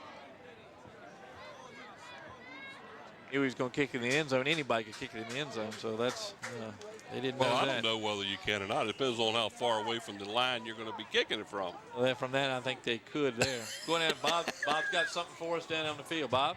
I don't know if you could kick it that far, Mike. Hey, Not listen, now. the defense on the Phantoms has just stepped up. It's just unreal how hard they're hitting down here, and you can just hear the pads popping. It's awesome. Butler on a keeper that time after faking to Johnson. He's going to lose a couple on the play. Now, you're right, Bob. Nowadays, I'll be lucky if I could catch the ball, much less kick it. That Davon Robinson is really playing well now. He was in there again. Well, you can tell this Phoebus Phantom team is really fired up. They looked at the rest of the Peninsula District. They didn't look good last night. No, they did not. And they're trying to make a statement out here tonight. Bethel was beat pretty bad last night by Oscar Smith. Woodside lost in overtime. The Crabbers won last night, but it didn't look good. 4 wide. So the Phantoms are trying to make amends here for the district here. That's Carden Johnson. He breaks free and gets to the backfield. He'll pick up about 7 or 8 on the plays. He's outside the 25, but he's going to be short of the first down. Sean Summers running him out of bounds there. Summers showing while he's been selected on the all-district team. He's been in a lot of tackles tonight, and he's covering both sides of the field very well. That time they came to his side, and he's able to stretch play out, push the speedy Carden Johnson out of bounds. 3rd and 4 now, isn't it? Like about third and three to me. Even better. Let's see if the Raiders, I don't know if the Raiders have a first down. If they do, they don't have many. Well, they've had to. They had that long drive that got stopped. Four first downs so far for the Raiders. And the Phantoms look like they just jumped offside, so that'll give them another first down.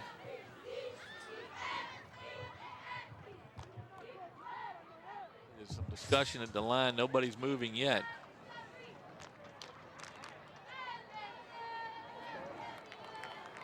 Prior to the snap, false start on the offense. 5 yards, still 3rd down.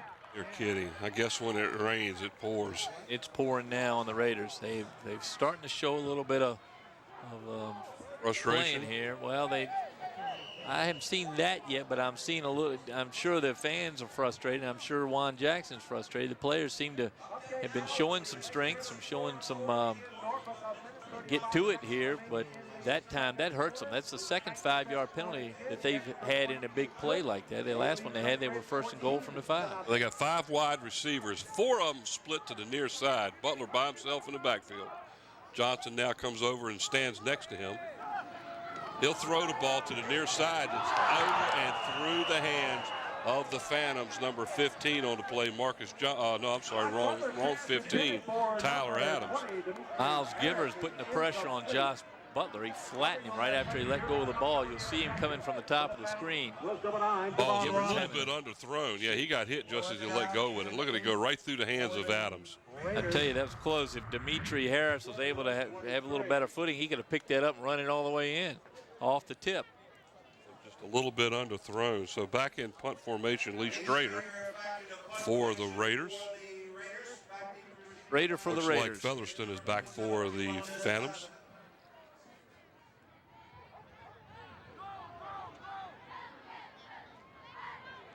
We're down at 8.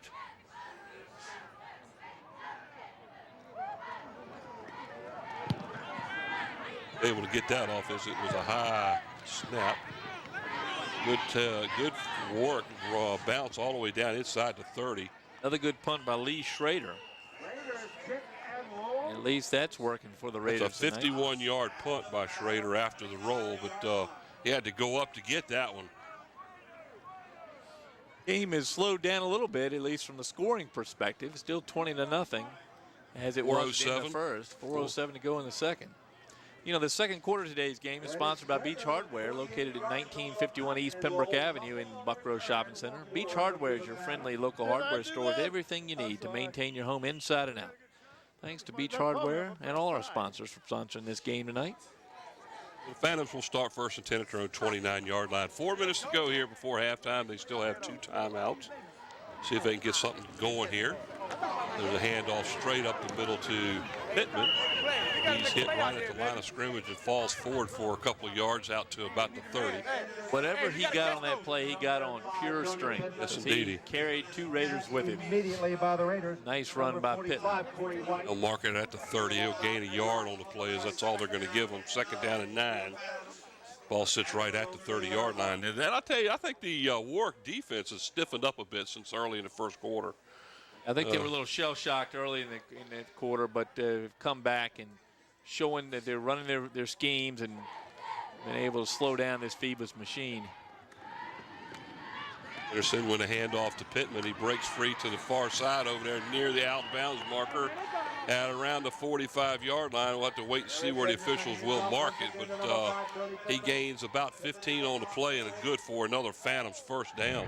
Pittman again hit before he even, I think he's hit the line. Let's see, it's a nice delay handoff. Nope, hit right about there. 5 yards up the line and before he keeps got hit. bouncing along and drags 2 Warwick Raiders downfield. That's Corey White getting a free ride on the back of Anthony Pittman. It looked like number 11, David Smith, that actually finally got his feet off the ground. Smith's playing well tonight. He came all the way from his right defensive end spot that time. First and 10. Now the ball sits at the 48-yard line. And again to Pittman on the near side, up the middle, outside the 50, inside the Raider territory down to about the 47-yard line, a gain of about 9 on the play. That'll bring up a second and 1. Bonnie Perkins with the saving tackle there. Look at Perkins reach up right there. He's just dragging people along, isn't he? And brought down the running back, Anthony Pittman. Got there, Pittman what? Pittman so far with 9 carries, 114 yards so far for Anthony Pittman, and we're still in the second quarter. 2:19 as the clock continues to run. Brent Musgrove doing our stats tonight. Brent, how many yards has he gotten with people carrying he's carrying good, but Warwick he's not Raiders that on good. his back? Pittman to the near side, smooth wide open, nice tackle open field by Poindexter inside the 40-yard line, but that's going to be a gain of about 8 on the play and another first down for the Phoebus Phantoms as they continue this drive and continue to run the clock. Watch Drayvon Badger. Here comes the fullback. Block right there, beautiful seal block on number 11, David Smith, and that allows Pittman to break into the backfield.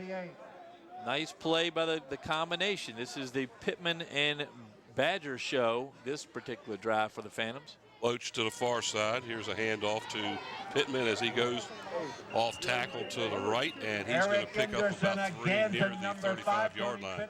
And I don't want to say it too many times, but Badger again with the block that allowed Pittman to get through the hole and pick up a couple of yards there. Clock continues to run down to 1:33. After a very long first quarter, second quarter's gone by very quickly. No scoring so far in the second quarter. And here comes Belfield. Did Belfield bring in his fullback? No, he didn't bring in his personal fullback. Badger's going to get his get to play with the other tailback now. And back to passes Anderson over the middle, almost intercepted. I tell you what, it was intended for Lyles, number 7, and number 1 for the Warwick Raiders. Brian Jones did a good job defensively. And look at DeAndre Bethea for the Raiders run past Jones as Jones is laying down, and watch it, runs past him, and then the ball hits Jones as he's on the ground. That's Deshaun Summers taking a break there on the bench, waiting his turn to get back out. But if the offense keeps moving, he's going to keep sitting. Third down now and 8. Ball sits at about the Raider 36-yard line. Anderson under center in the I formation. Belfield gets the handoff and is brought down inside the 35 to about the 33-yard line, well short of a first down. That'll bring up a 4th down play. David Smith with the tackle. Again, Smith, that's got to be his 4th or 5th tackle tonight. Pick up of about 3. That's going to bring up a 4th and 5 now. So this is a key play for the Raiders defense to try to keep the Phantoms out of the end zone. Marcus Rather getting some time on the front line for Phoebus tonight. Clock continues to run down to 30 seconds now. Deloach out wide to the right in the I formation. Belfield still back there, and timeout is called.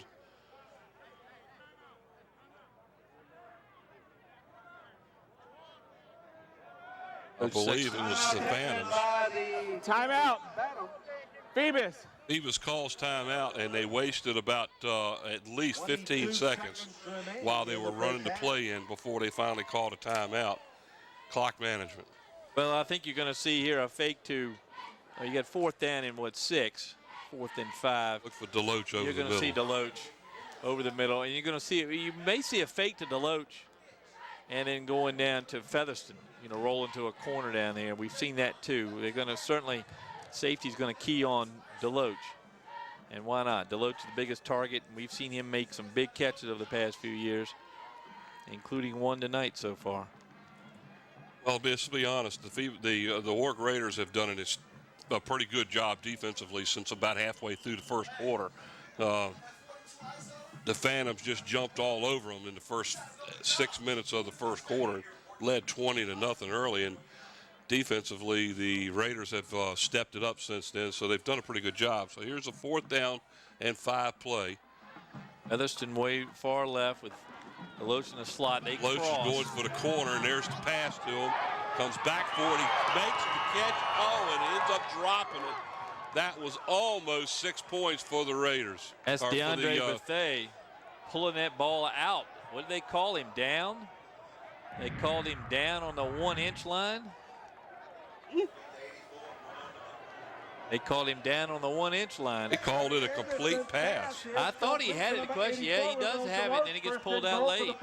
So Phantom's now going to run a play. They're going to spike the ball. Well, I'll be.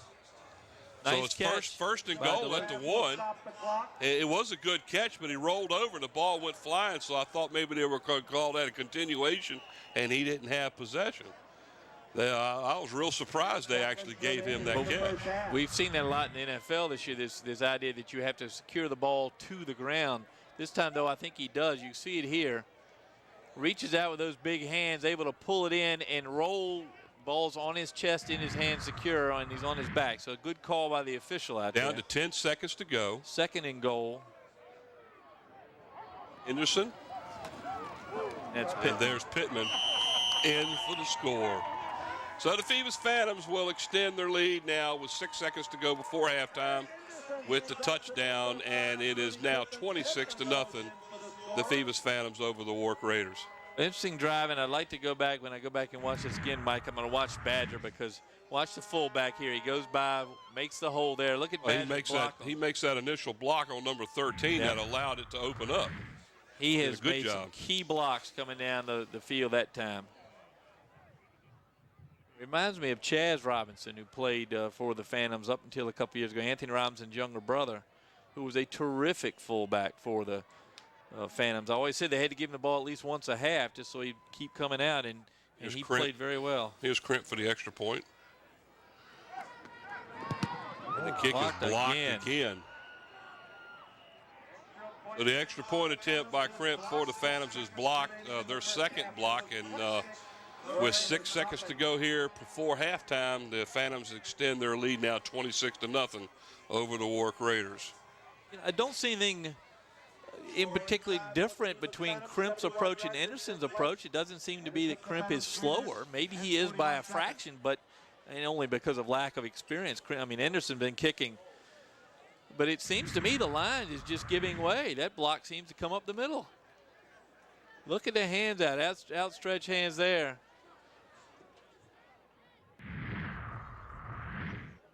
And now we've sat in these chairs for the last 8 days, and we've seen 4 kicks for the Phantoms blocked from the same at that spot. end zone. That's right. Same end zone. 2 by the Raiders tonight, and 2 right before the expiration time of the fourth quarter against Hampton. That sent that game into overtime. I can't think of when I've ever seen that many blocks against the Phoebus team. But of course, we've been spoiled. We're watching Anderson. Play. Anderson tonight, 5 for 7, 144 yards, 2 touchdowns, almost 3. So good night for Anderson already in the first half. Now here I would expect the squib kick.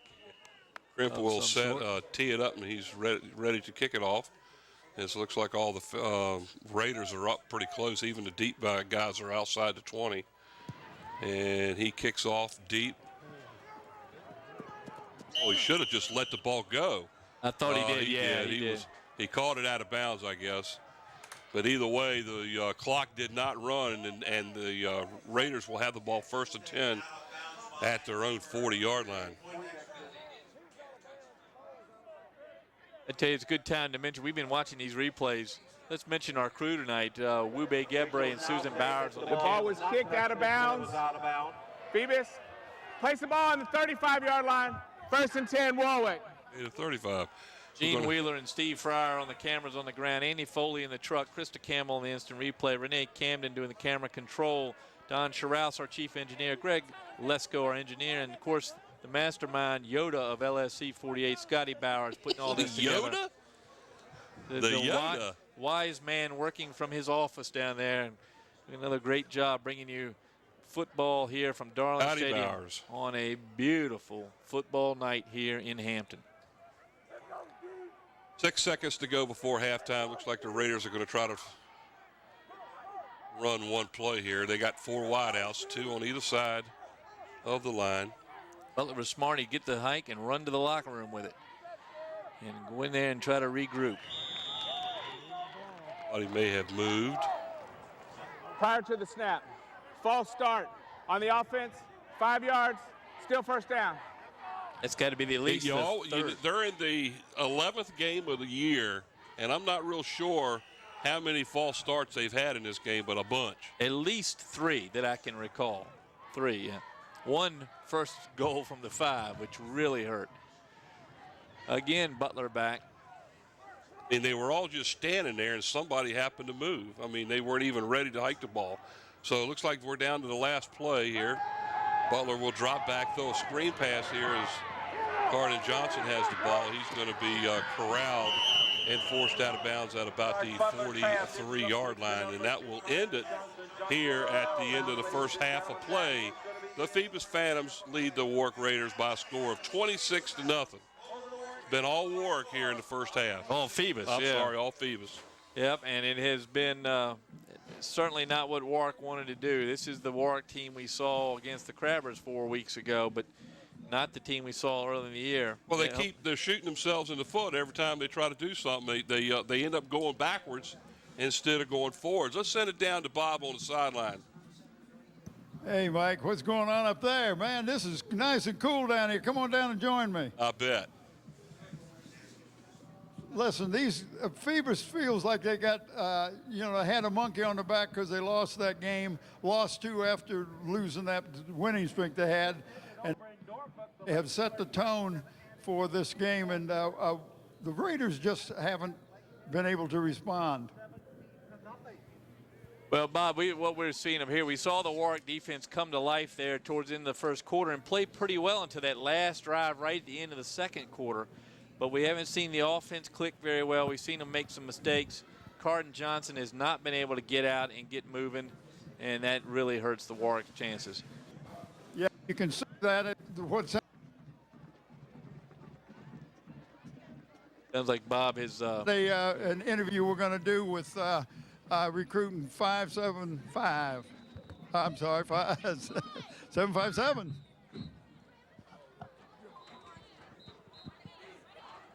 All right, so what we'll do here is we'll take a break as we get ready to take a break for the halftime. Again, at the halftime, it's the Phoebus Phantoms 26 and the Warwick Raiders nothing. Stay tuned for second half action here at Darling Stadium. We'll be back shortly.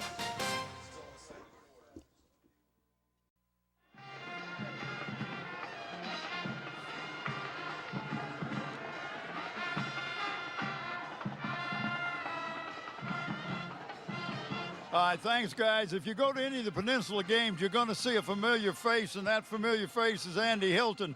He is responsible for the Recruit 757 in this area. And first of all, what is Recruit 757? Well, Recruit 757 is part publicity service, part scouting service, all for the benefit of the local high school players to connect them with potential college scholarships. But now you don't just do Peninsula. We're talking the whole Tidewater area. Exactly, the whole 757. We run coverage from Williamsburg all the way down to Virginia Beach, even reach out to Franklin and Southampton County. It's really all of the area code, and it's done for all of the players in the region. All right, now if a coach wants to get it, does he go online to recruit 757.com, or does he talk to you? What does he do? Well, that's one of the first things they can do is discover the talent that's here through the database that's on Recruit 757. We have over 500 kids listed in all levels of football: Bay Rivers District, private school ball, of course Peninsula District, from single A to triple A ball. And they can start there by seeing who's on the site. They can also contact me for scouting service. And they can work it directly through the local high school coaches. There's many options for colleges to recruit the talent here. All right, now, is this keeping you real busy? It's keeping me very busy. It's funny, I get asked often, when do you do basketball? When do you do baseball? Yeah. And there's not enough time. Football is 12 months a year.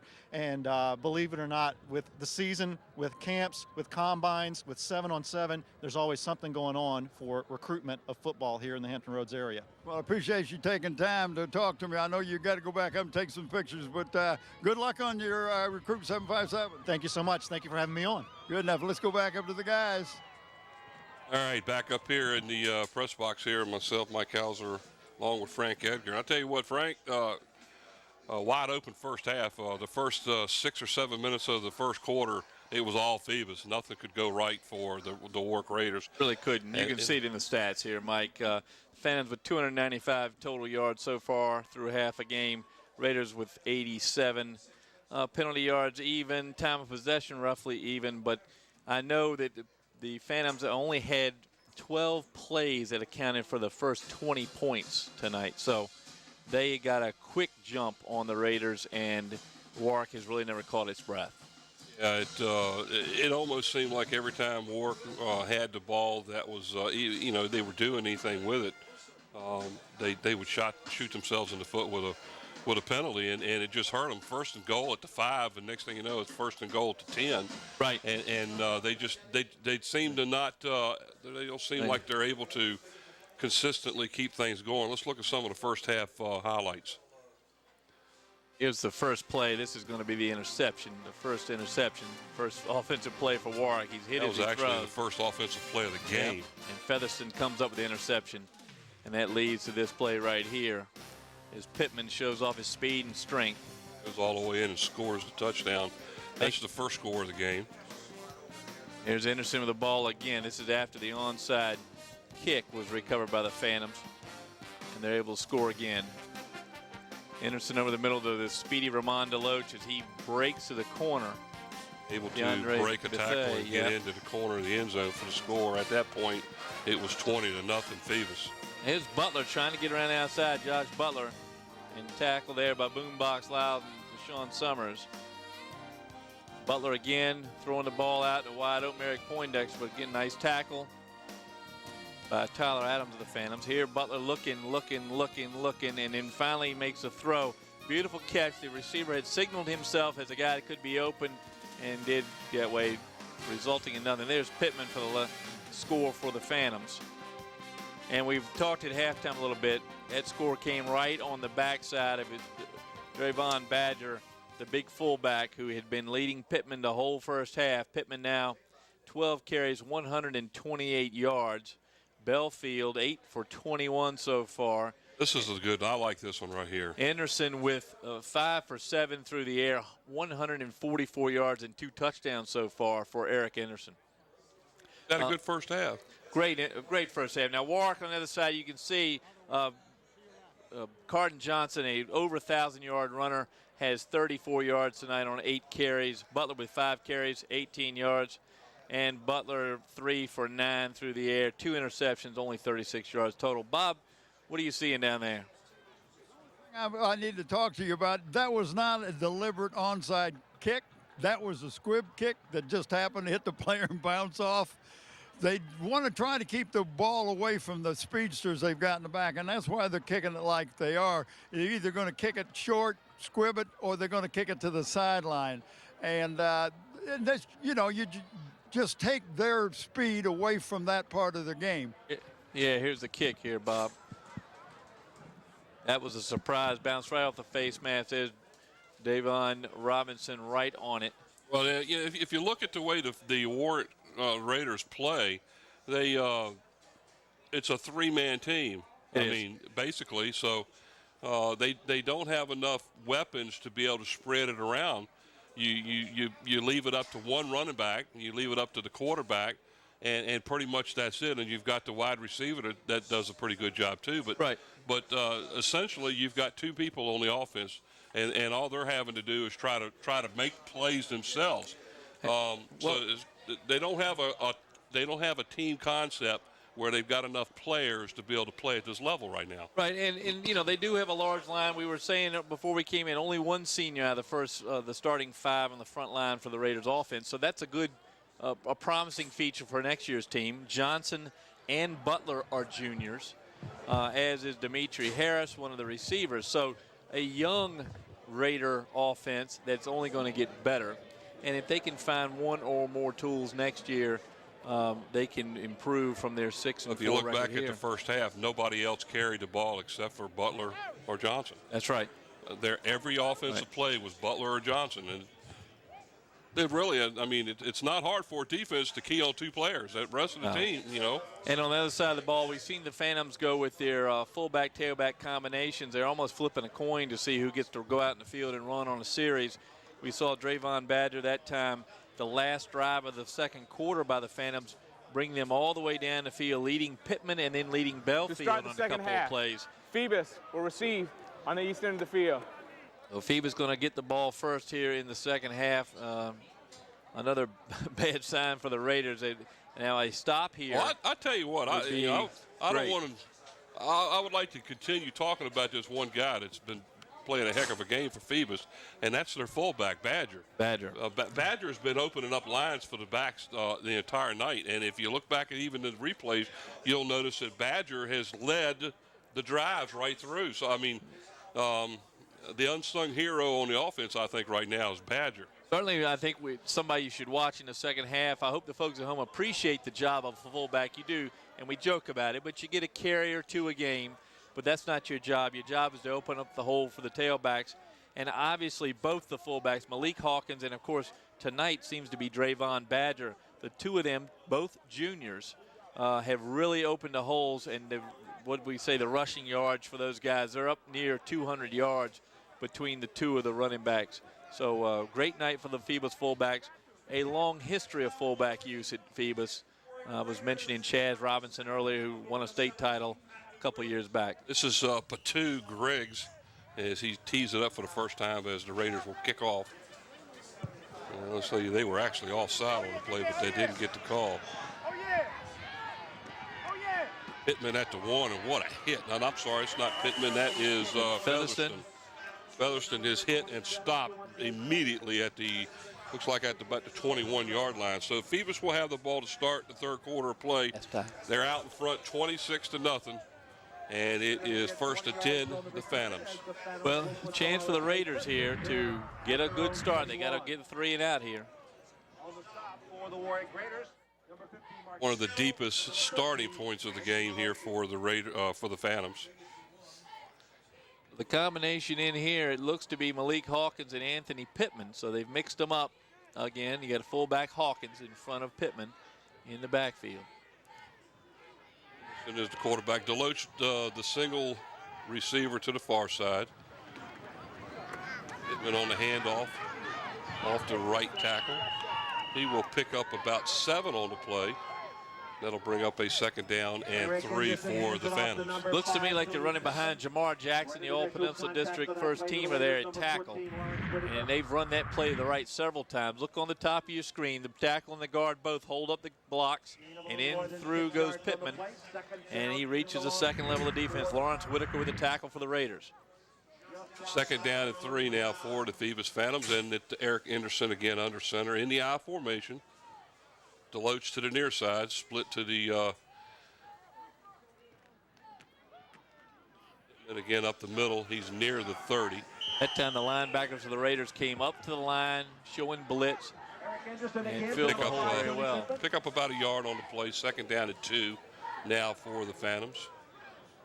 Good defensive play that time to limit Pittman to 1 yard on the run. We saw Lawrence Whitaker step up from his inside linebacker position and fill the hole even before the play started, so forcing Pittman to choose a narrower alley and not able to get more than a yard. 3rd down now for the Phantoms.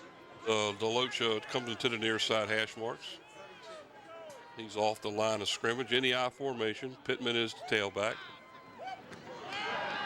Back to pass is Anderson, and he's going to be sacked for the first time tonight by the Raiders.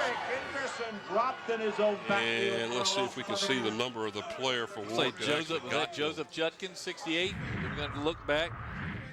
Let's see who it is. Anderson all the way back to the 20-yard line. Developing route out there. Deloach was out.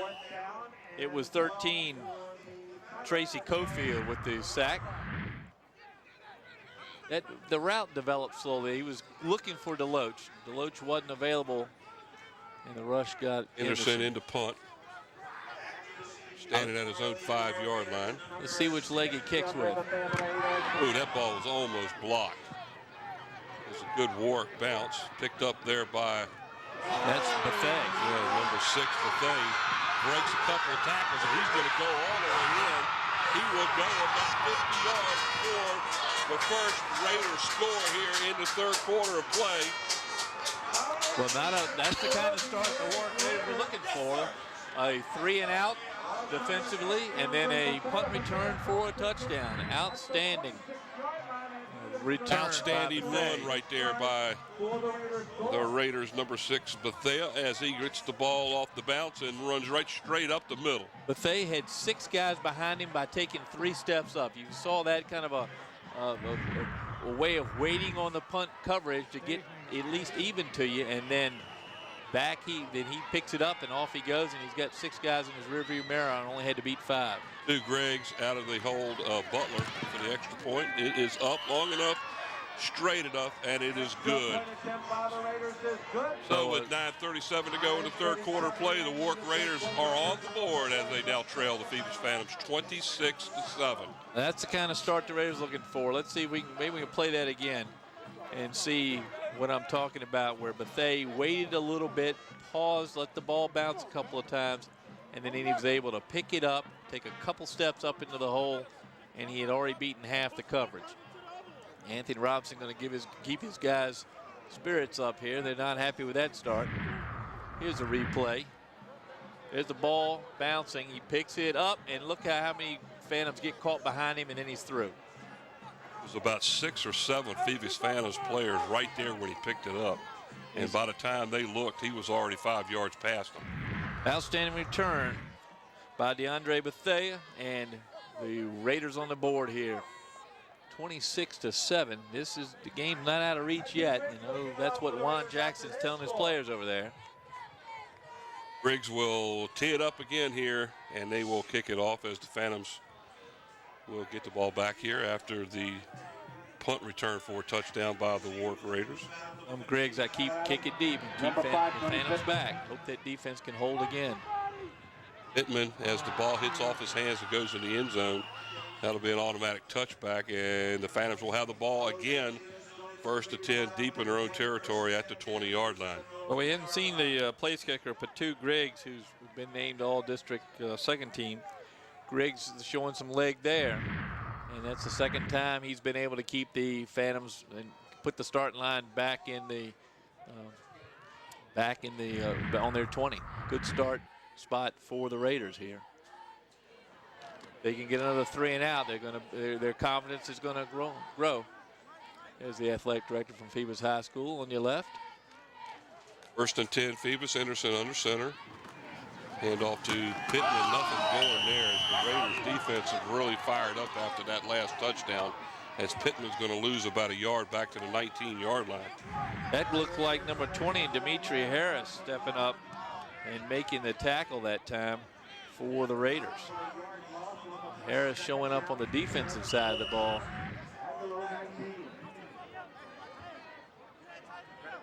So a couple of changes on defense for the Warwick Raiders. Dimitri Harris is in. 2nd down and 11 He's now a wide 19. receiver. He's on the right end here. Near hash mark, Anderson behind center. Pitches the ball to Pittman as he swings to the right, and he's dropped in the backfield. And he will lose at least another yard or 2. Byron Jones on the tackle that time, all the way up from the cornerback spot, able to grab him by the feet. And we also have a holding penalty against the Phantoms. Look at Jones shoot through on the left side. He'll come out of nowhere from the left. And there he is at the bottom, grabbing Pittman by the feet, which is the place to grab him.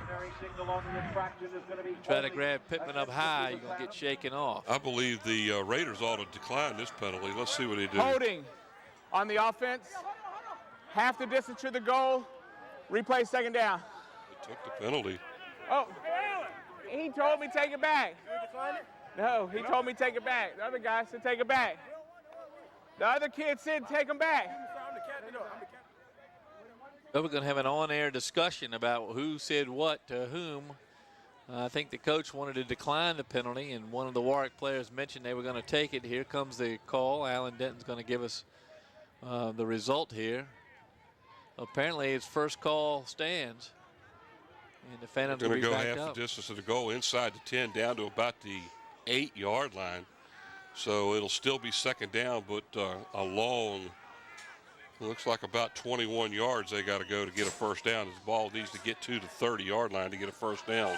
Tyler Adams and Ramon DeLoach out to the left. Featherston, I believe, on the far right. Shotgun back to pass and a draw play to Pittman, and nothing going there as the defense on the line for the Raiders are really coming up. That was Tracy Cofield on the tackle, and he has stepped up since the 2nd quarter. We've called his name a lot, Mike. That was Belfield on the run that time. He'll lose a yard. It's 3rd down Here's the at play 22 here. Watch now. Cofield from his right defensive end. Hold up his block and then reach out and grab Belfield, knock him down. Good tackle by Tracy Cofield, 215-pound senior.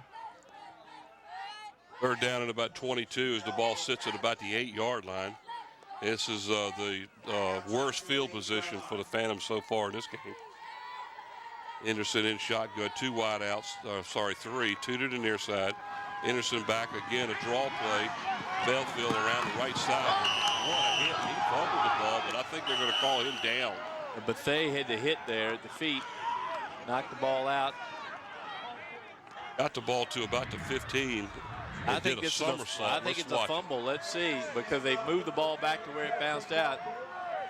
Great camera work by the field crew. Tackle down, ball It was out, a fumble. Yes, it was. and the Phantoms recover. Yeah, they did recover it.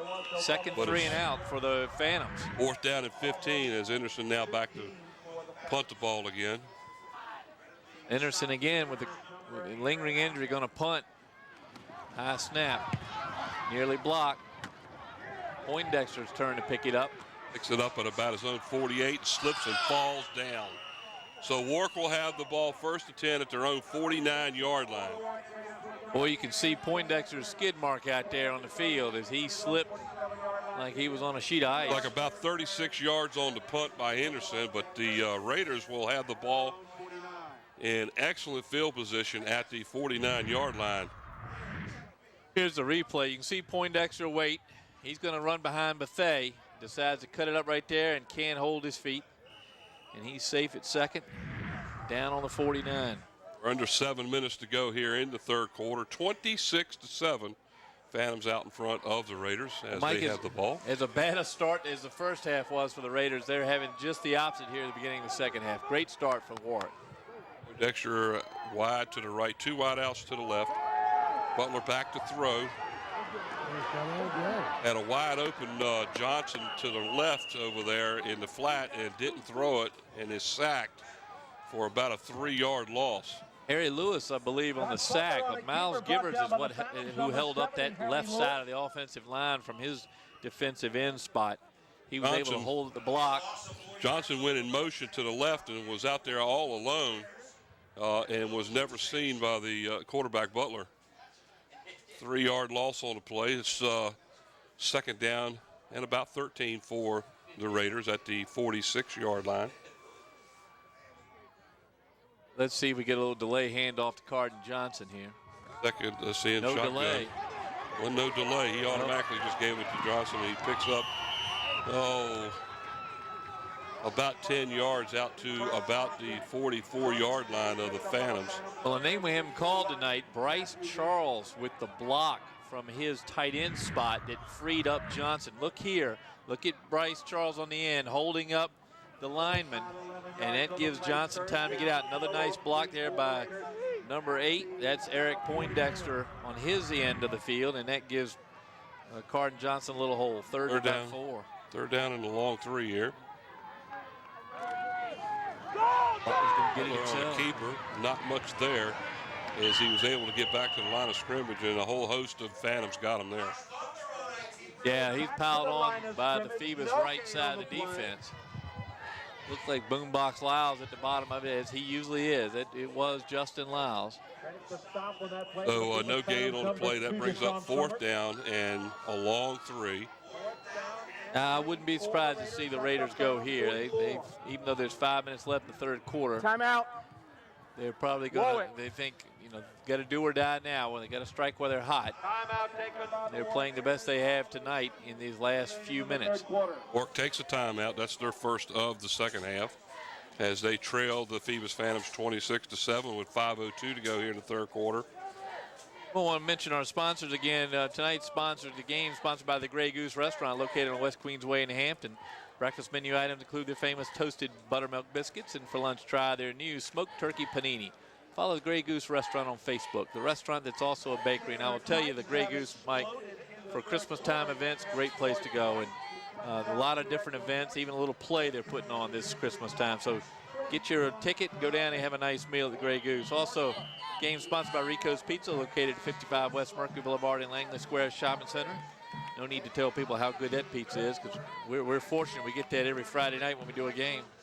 And then Coliseum Central, of course, the heart of Hampton out there between Armstead Avenue and 64. Thanks to those sponsors. All right, here we go, 4th down and 3. Pass over the middle. It looks like it might be intercepted. Boombox had his hand on it and like they're gonna landed make it on that incomplete. hand. Boombox down and in a lot of pain. out there. He reached out. He may have extended his arm out, trying to I believe they called it an incomplete pass. He did not intercept the ball. The ball's being brought back to the 41. He made a gallant effort as you see the ball bouncing on the ground. Landed on that right shoulder. He's stretching that right shoulder. Landed right on it. All of Boombox's weight came down, and he's over here now on the bench. And the Phantoms can ill afford to have him on the sideline. They may be able to get away with it tonight. They're going to take his jersey off and take a look at that shoulder. Lyle's out. Trainer's going to check on him. So first and 10, Phoebus at their own 44-yard line. 4:57 to go here in the third quarter of play. Anderson under center. Hands the ball off to, I believe, Pittman. That's no, Belfield. that's Belfield. Got to watch. Belfield will pick up about 2 on the play. I know I got so last night I had to watch which one was on the sideline. And you can find out where they're standing, and the other one's out there. So Pittman's over here on the right end. Belfield in the game. It looks like his fullback this time is Badger again. We'll see.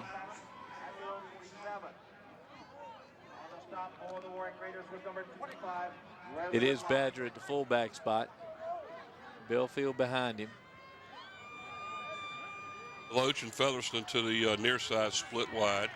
There's a pitch to Belfield. The defense for the Raiders had that one just absolutely covered as number 1 on the play. Jones was there to make the play, and they're going to lose about 2 on the play. Also Marquise Hill from his outside linebacker spot, able to help knock the Phantom carrier back for a loss. Well, loss of a couple here, you'll on see the play. the penetration achieved on the left. And that doesn't give anybody any room. They were on the fullback Badger right away, and no place for Belfield to go. Third down and 11. Ball sits at the 43-yard line. The Warwick Raider defense stiffening here, Mike. Well, they're looking a lot better here in the second half, that's for sure.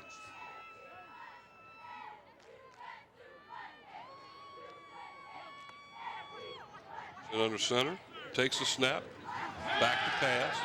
Throws the ball down the near sideline to Deloach. He makes the catch down to the 20-yard line, and they will mark him complete at the 19-yard line. Outstanding pass. Hey, Bob, go ahead. Yeah, hey, fellas, just talking to Boombox, just like a stinger.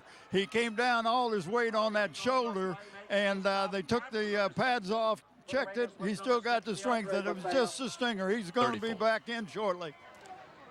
34-yard pickup for Deloach there. Here he comes in. Poindexter getting covered. Couldn't cover much better, but the ball perfectly thrown. Raider 19. And the uncalled horse collar to bring the big man down.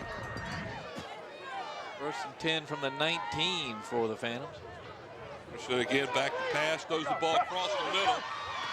Tyler Adams, I believe. Yes, number 15, that is Tyler Adams, and a great pass. Eric Anderson's pass is going to be a first and goal down at about the 6-yard line. So Eric Anderson's passing skills are coming back again here in the second half. Well, he doesn't throw much, but he's very accurate this year.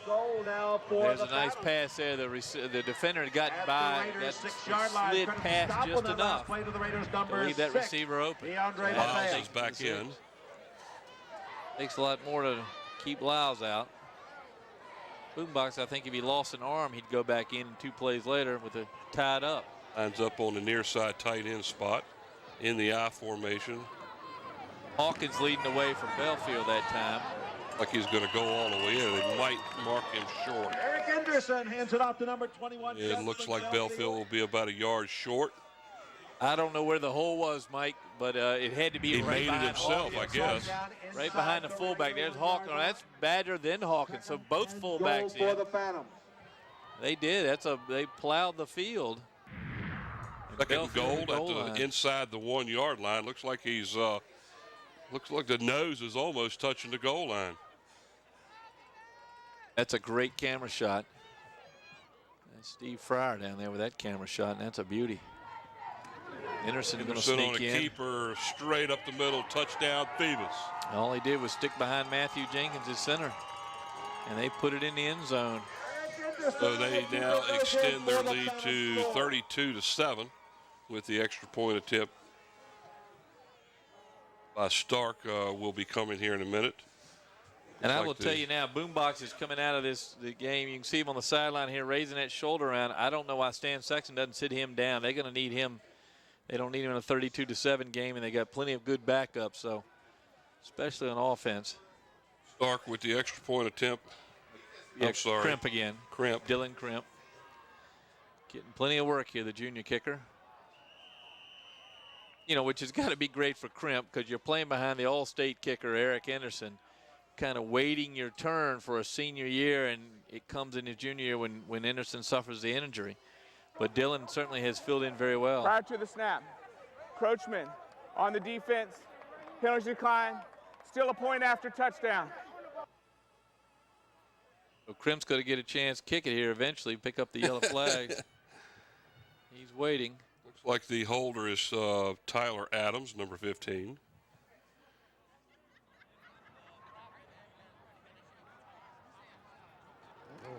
Ball is snapped through the hands of Adams, and he's going to run with it, but unfortunately he's not going to make it in as he's tackled at about the 9 or 8 yard line by the Warwick Raider, number 11, David Smith. So no good on the extra point attempt. With 1:46 to go in the third quarter play, the Phoebus Phantoms are out in front, 32-7. You know, Mike, it's little things like that will hinder Phoebus this year. Special teams play, that was not a bad snap, just went through the hands of the holder and not able to get the extra point. Those extra points could haunt you in playoffs. Right through his hands. So nothing Crimp can do but watch as Adams tries to bring it around the left. And he's not going to be able to do it this time.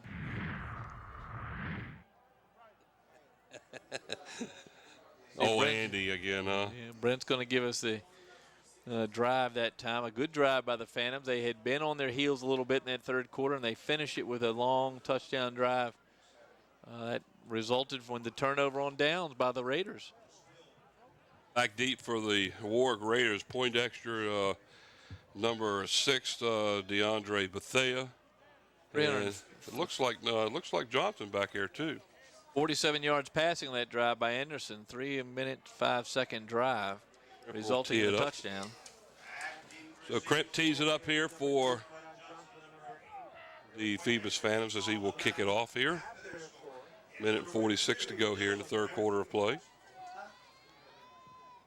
It's a line drive type kick. Picked up by number 1, Brian Jones. Still on the move. He'll pick up about 5 yards on the play as he gets near the 40. Well, Jones did a good job just to hold on to the ball. Another one of those short kicks by Crimp, and Jones was able to pick it up and actually work it down a couple of yards. So they will set the ball down inside the 40 at the 39, where the Raiders will take over 1st and 10, trailing to 32-7.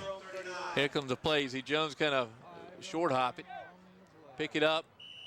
Left. Nope, not going left. Go right. Come back. And now he's going to make a few yards right here. He keeps going. So the Raiders haven't given up here. They're down 32-7. They played much better here in the second half. Actually leading in the second half 7-6. Here comes Johnson. Johnson to the near side. And forced out of bounds by the Phantom Summers, number 2. Gain of, we'll call it 6 near the 45. Well, Poindexter not able to seal the corner that time for his teammate. And yet Carden Johnson still able to get 6 yards on the carry.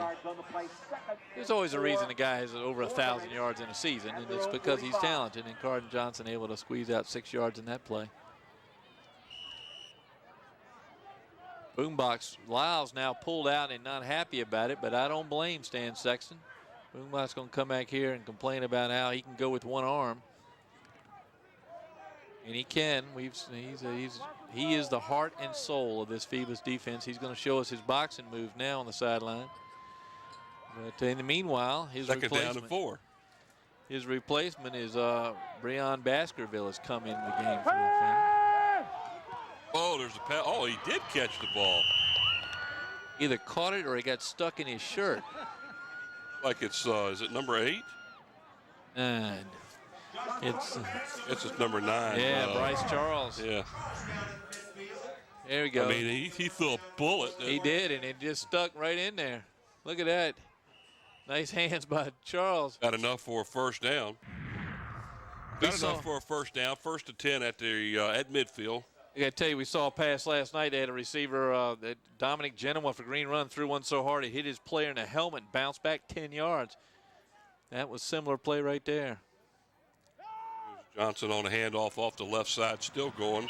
Going to pick up about 4.5 yards, maybe 5. They'll mark it at just shy of the Phantom 45-yard line. Breon Baskerville, who's just come in the ball game for Lyles, who's picked up his first tackle on his second play of the game. Well, we've come to the end of the third quarter of play here at Darling Stadium as the Phoebus Phantoms in control of this game as they lead the Warwick Raiders 32-7 in the Division 5 Eastern Region semifinals here at Darling Stadium. Mike Hauser along with Frank Edgar, Bob Hintz, and Brent Musgrove up here in the box with us. And I hope everybody's enjoying the game tonight as we get ready to give our production crew. Let's thank our crew because the camera shots we're getting tonight, Mike, are tremendous. Wube Gebre and Susan Bowers on the cameras up on the top of the stadium. Gene Wheeler and Steve Fryer on the field. Our truck man, Andy Foley. Slow motion instant replay, Krista Campbell. Camera control operators, Renee Camden. The chief engineer, Don Scharouse. Our engineer, Greg Lesko. Our director, producer, and all-around good guy, Scotty Bowers, giving us the guidance tonight to bring you this ball game on Saturday night. Some Saturday night lights here in Hampton.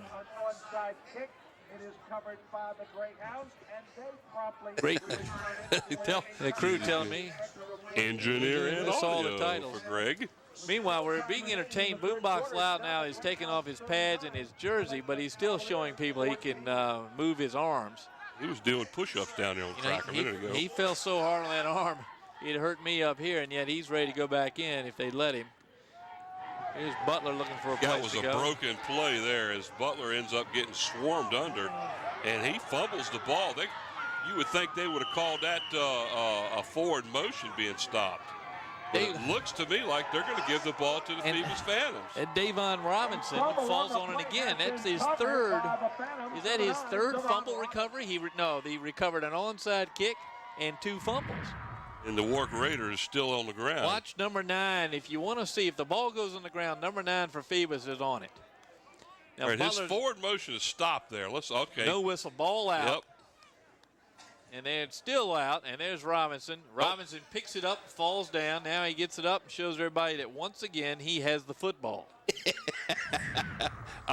Robinson has been, if the ball hits the ground, Robinson's going to pick it up. So it'll be 1st and 10 for the Phantoms after the turnover by the Raiders at the Raider 48-yard line.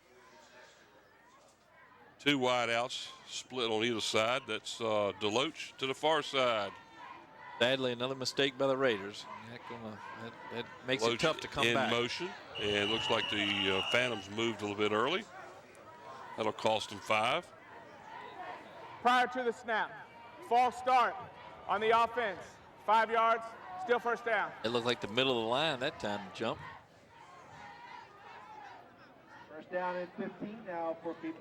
I know the Raiders. 5-yard penalty, make it 1st and 15 for the Phantoms. Got 11 3/4 minutes left here in the fourth quarter. The Raiders are going to have to stop Phoebus every time 3 and out, only to get back in this ball game. They trail now by 25. A near impossible task against a playoff team such as the Phoebus Phantoms. Loach in motion, coming towards us. Another flag. Well, we've got time here to mention our third quarter sponsor, Kaufman & Knoll's, with offices in Hampton and on Cunningham Drive across from Peninsula Prior Town to Center the and snap, in Newport News. False start at City on Center. the offense. Kaufman & 5 Knoll's. yards, still first down. We can and we will. Also want to thank Made Men Management. Hampton athletes use Made Men Management because it's the best sports agency in the best area for sports. Former football player Justin Russell is a certified sports agent, giving you full service sports management experience. Well, you got to thank your coach sections wanting to know what they're doing out there. I mean, that's 2 false start penalties against the Phantoms in a row. It'll be 1st down and 20 now as the ball's inside the 45 down to the 42. Anderson now drops back to pass, and he is hit just as he lets it go. I believe is that number 13 on the Tracy stop? Cofield again in the backfield. As he was pressuring Anderson, he never really got the ball off. Now 5 penalties now on Phoebus for 40 yards, and still no penalties in the second half on the Raiders. So that explains why the Raiders have stayed in this ball game. Cofield coming from his right defensive end spot. He smacks the arm. It's a shame for the Raiders that Lawrence Whitaker wasn't able to backpedal there and catch the interception. Second down at 20. Pittman now is the tailback as he stands back on his own 35. It's like Badger in front of him. Pittman on the handoff and hit head on with the Raiders number 14, Lawrence Whitaker. But what a block by Badger. He comes down the line and opens up the hole. Pittman with pickup of about 6. Watch Badger. You get a good view here, right there on 45. Pittman run right square into that Raider defender. Brings it down. Third down now at about 15. You know, one of the best things you can say about a back is that they don't fall backwards. They always fall forward, and Pittman's one of those kind of backs. Both wideouts now are to the near side. Featherston and Deloach, and the ball is handed off to Belfield as he gets down inside the 50, and looks like he's brought down at about the 49-yard line. David Smith just saved a big run for the Raiders, because after Smith, who grabbed the feet of the back, there was nobody there for another 5 or 6 yards. Here comes Pittman, and look at Smith right on the legs, right there, able to hold him up. The fourth down and a long 11, as Anderson is now in there to punt the ball away. And I'm surprised Anderson's punting, but I guess that Stan is going to use him, needs to get him to get some work. Dexter is back to receive. Anderson falls down. He catches the ball at the 20, makes a move to the right, around the right end. Oh, what a collision they had right there at the 30-yard line. So Poindexter will pick up about 10 yards on the play near the 30. Trayvon Badger, the fullback, on the tackle. Couple of head-on collisions out there on that play. Watch the replay here. Here comes Poindexter out, nearly tackling the back there. There's Badger chasing and lays him out along with number 5. That's Anthony Pittman himself making tackles. The Raiders will have it 1st and 10 at the ball. Sits at their own 30-yard line. 10 minutes to go here in the third quarter of play. You know, Mike, I am stunned that Stan Sexton's still having Anderson punt, because if that foot slips on that one and he pulls that groin again, the Phantoms are in a world of hurt for next week. Nice pass over the middle that time. Pass was completed to Charles Davis, number 4, outside the 45-yard line to about the 47. That'll be a first down for the Raiders. Davis flashing some of the talent that made him all Peninsula District honorable mention this year. Ball sits down at the 48, 1st and 10. Davis runs a nice route, right and left, comes across the middle. Nice pass from Butler. And here it comes, Charles. Back out there by Sean Summers. Had a busy night tonight. Butler again eludes the tackle. Pass is complete again to Davis at the 40. That'll be about 12 yards and a first down. Tyler Adams in the stop for the Phantoms, but not before Davis able to pick up the first. Butler did a good job that time getting away from the defense, and then was able to have enough time to get rid of the ball. Well, it looks like he greased himself up for that play to squeeze out of that jam. Look at this. Gets out of the way. Gets rid of it right before he's hit. 4 wideouts now for the Raiders. Uh-oh, fumble. Ball still out. Picked up by the lineman. I'll tell you what, the Butler got hit hard that time. Yes, he did. So did the Raiders number 55 on that play. Ryan Belton, as he was slow to get up. And Davon Robinson standing there. He did not touch the ball. Stan Sexton's going to call Robinson out and complain he didn't get that fumble. Butler sees an opening, thinking he can make a play, and the ball just gets knocked out. Bouncing around a little bit. There's the big lineman, picks it up. Workers were very lucky to be able to get that ball back. Butler back to pass. Over the middle. Nice pass over the middle. And it looks like it's completed. Poindexter. Nice. Down inside the 25. They call it no catch. No, they did. Good catch by Poindexter. I thought for a minute there he was waving off, but he was waving down the stick. Safe at the plate, right? Yes, he did. Nice throw by Butler. And the difference we've seen between the first half and the second half of Butler is the speed of the passing. Here he comes. Watch him throw a strong ball over the middle. Picked up by Poindexter. Nice catch. 10 at the 23. Here's another pass. This time is to number 19 on the play, Julian Crosby, incomplete. Tyler Adams on the coverage, Mike. Great defensive play. Both guys going up for it. Second down to 10 now to 23 as the clock will continue to run now after the incomplete. 8:07 to go. Mr. Bailey.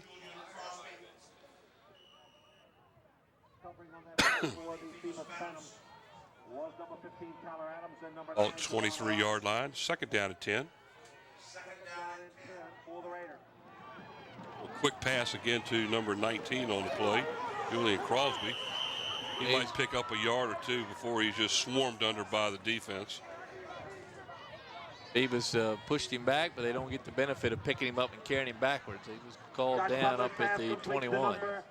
Pick up of about 2 yards on the play, be 3rd and 8. Crosby 6'4", 175-pound senior. Nice size, good target for Josh Butler. 3rd down and 8 for the Raiders. Butler 5 of 7, 52 yards here in the second half, so he's having a very good half. So running himself. Keeper up the middle for about a yard to the 20, and that's it. And that'll bring up a 4th down and about 7. Josh Butler on the keeper, brought down by the Phantoms, for the Raiders. Number 34, Khalid Fletcher. Prize didn't call the pass this time, but Butler calls his own number. Fletcher on the stop for the Phantoms. Fake to a fullback, not able to get any yardage. Raiders at the Phantoms 20-yard line. 4th down and 7 here, and they will go for it, obviously.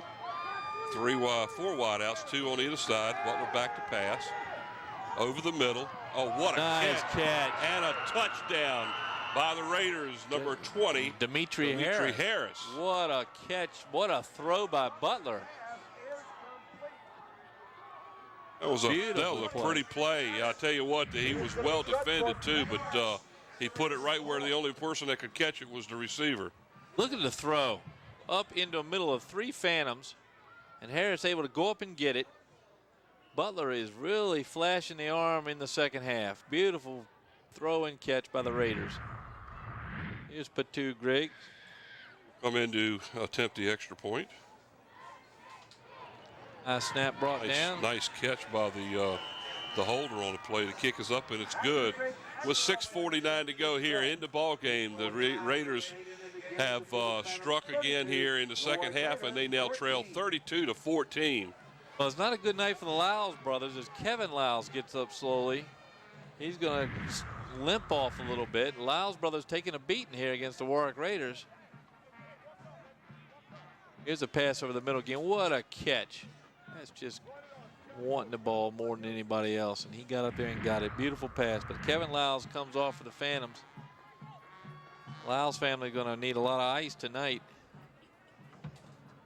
Yeah, they're going to feel like they played in a war here because the Phantoms looking to advance to the second round next week.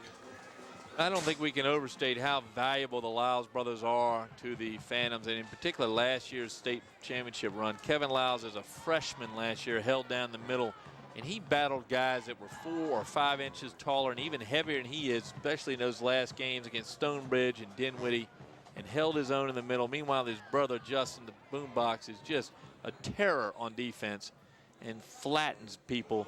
Did it all the way against every team in every division. So the Raiders are setting up now to kick an onside kick. The Lyles brothers will be ready to go next weekend. 32-14. Raiders having a good second half. I'm sure this is what their fans were hoping for in both halves of the game. Here's Griggs. There's the play.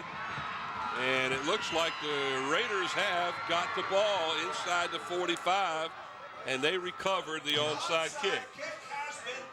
I am stunned they actually didn't pick it out of the air and run it back because it was a beautiful onside kick with the bounce. Watch this. Watch the bounce. It was right at the feet of the Phantom player, bounced right up where they could have just picked it right off and kept on going. But the Phantoms have the ball first. I'm sorry, the Raiders have the ball first and 10 at the Phantoms' 42-yard line after the successful onside kick.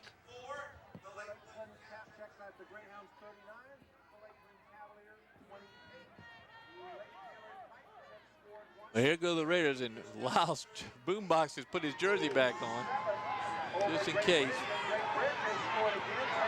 Look at Butler go sideways. My goodness. Nice run. Good pickup block by the wide receiver, too. He's going to pick up 7 yards on the play as he goes out of bounds and stops the clock. It looks like Jamar Jackson down. Jamar Jackson down now for the Phantoms, as we see here, and see if you can pick up 66 and what happened to him. Butler doing almost coming down a staircase. Down, over, down, over. There's a block. That's hammered. what happened. He was hit real hard on that block. That's the third Phoebus starter that has been dinged up here in the second half. Jackson will get up.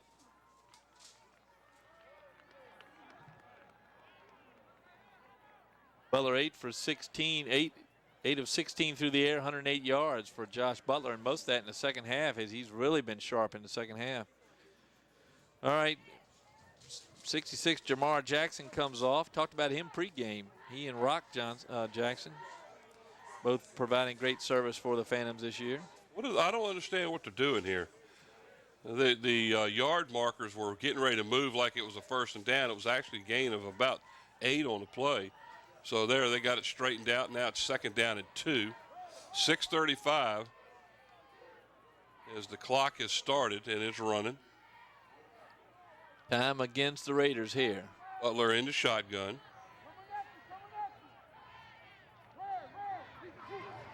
Back to pass. Screen passes to 21. Number 21 on the play. A nice run. Forced out of bounds there, but that was a good play by McEachern, yep. He's had a couple plays tonight, played very well. Down inside the 25-yard line, it'll be a first down, and it looks like the Phoebus Phantoms will call a timeout here. Timeout. Phoebus. His tackle finally 28 able to chase him out of bounds. Ball will be marked at the 22-yard line, so it'll be a first and 10 from the Phantoms' 22-yard line as the Phantoms will call a timeout. Each team now has 2 timeouts left here in the second half. Daquan Blakely on the stop, credited with the stop on that one. 6:11 to go, 32-14. The Raiders trail the Phoebus Phantoms. You know, it used to be with the Phantoms as they went through the year in the playoffs, over the last 3 years when they had their strongest teams, it was could they hold the other team to no points. Now I know Stan Sexton's goal is to win these games each one at a time. He was telling us tonight he's hoped this is the first of 5 weeks he could be with us, because that means it takes him all the way to state championship. And if he can get the win here, he has sent Boombox Lyles back in the game. Or Lyles has snuck onto the field and sent his replacement off. They put his shoulder pads and his jersey back on. Yeah, he was. Butler on a screen pass is complete outside there, and he is tackled. Is it McEachern again as he's tackled near the 20? It's like a gain of about 2 on the play. That'll bring up a second down and 8. And tackled by number 2, Deshaun Summers, who's been a busy guy tonight. Don't forget, we have to pick our player of the games tonight. Raiders trying to put their 3rd touchdown on the board here at the end of the 4th quarter, at least get this thing close. Butler on the pass. That's miscommunication there. Yeah, because the receiver never even saw the ball coming, and it was almost intercepted by the Phantoms. I'm surprised there's no complaints about interference, although they may have called it inadvertent contact. See, Harris gets tangled up down here. If you look to your right, number 20 is the target. Lob up, but see, Harris has already turned the other way. And couldn't come up with the ball. Lucky that wasn't picked off. 3rd and 8 at the 20. Butler back to pass. Flushed out of the pocket, runs straight ahead, and is dragged down from behind at about the 17-yard line. So now we're going to have a 4th down and about 5. It's the second time we've seen Miles Givers reach out with that hand and grab a shirt and be able to yank down the runner. He saved 4th the down first play here for the Raiders. You'll see the big paw come out right there. Got him by the jersey.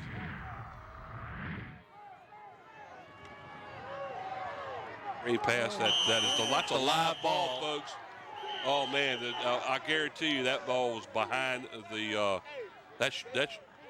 That's a live ball, and I don't know why they whistled that dead. That was. Bob, did you see a good shot at that from where you were? No, I didn't, but the official that was standing down here by me, who had no look at it at all, said forward pass, but there's no way. Don't believe it was a forward pass. No. I think it was a pass that was behind the quarterback. That's called a lateral, Mike. That is correct, and it unfortunately. Here's a play here. We'll see if we can get one square on. Yes, we got one square on.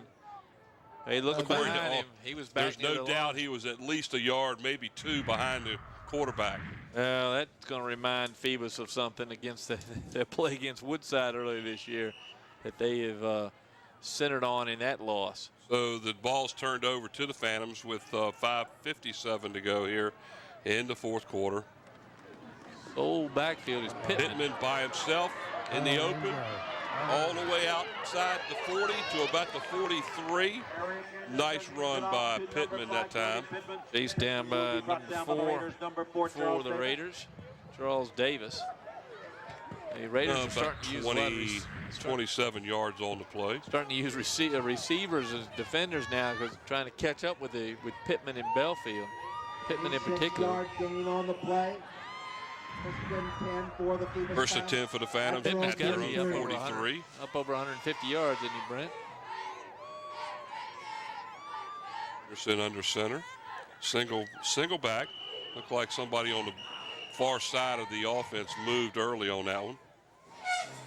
That'll cost the Phantoms 5 yards. False start on the offense. 5 yards. Still first down. Another penalty on the Phantoms. Going to move the ball back 5 yards. Of course, the main thing I'm sure Stan Sexton wants to see is that clock continue to run, and it stopped during the penalty.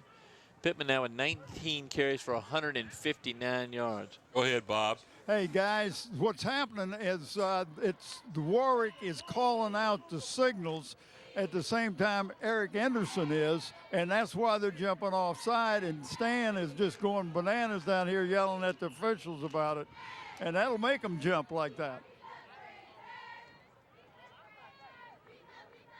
5-yard penalty, 1st and 15 now for the Phantoms. The handoff up the middle.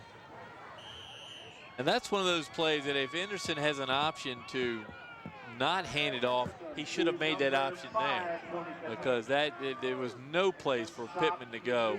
Pittman was hit before he even hardly had the ball.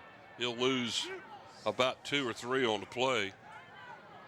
And they put Badger in the fullback.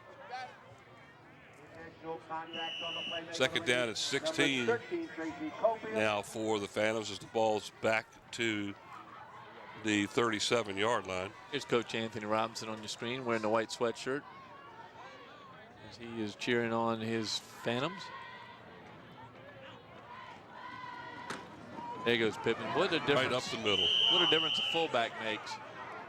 As he's going to pick up 9 yards on the play. Pittman's going to be tripped up by the Raiders' number 4, Charles Davis.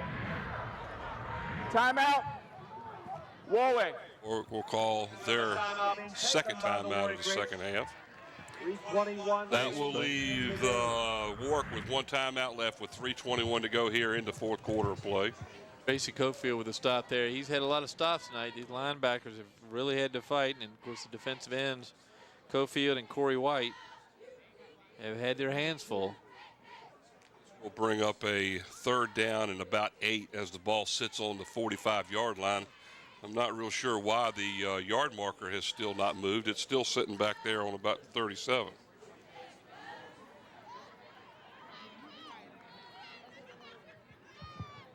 timeout taken by the Raiders, but I guess they're going to keep fighting. And one thing, when Bob was mentioning them shouting the signals at the same time, at least they're still got the fire in the belly. They have played an excellent second half. I think they're leading this. So they lead in the second half. What? 14-6. 14-6. So they could put two halves like this together. They'd be in a game. But Phoebus got the quick jump tonight. Anderson under center. 3rd down and 8. The ball sits at the 46. There is a flag thrown by the back judge. That usually means somebody on the front line's moved, or maybe they're going to actually call them for making those calls. Unsportsmanlike. Yep, that's what it on is. The defense. 15 yards. 1st down. That's a great report by Bob. Bob, you hear something on that, didn't you? Yeah, again, they're calling out the signals, and that time they caught them calling the signals out, and that's why it's a 15-yard penalty, gives them automatic 1st down. That's a whale of a penalty against the Raiders. Pushes them back into their own end. Well, that's what Coach Sexton has been complaining about most of the second half, and finally they got it, and there goes another flag. I guess somebody else had something they wanted to say before the play. I think it may have been Tracy Cofield. Unsportsmanlike on the defense. 15 yards. That's 30-yard pickup by the Phantoms. No time off the clock. And now it's at the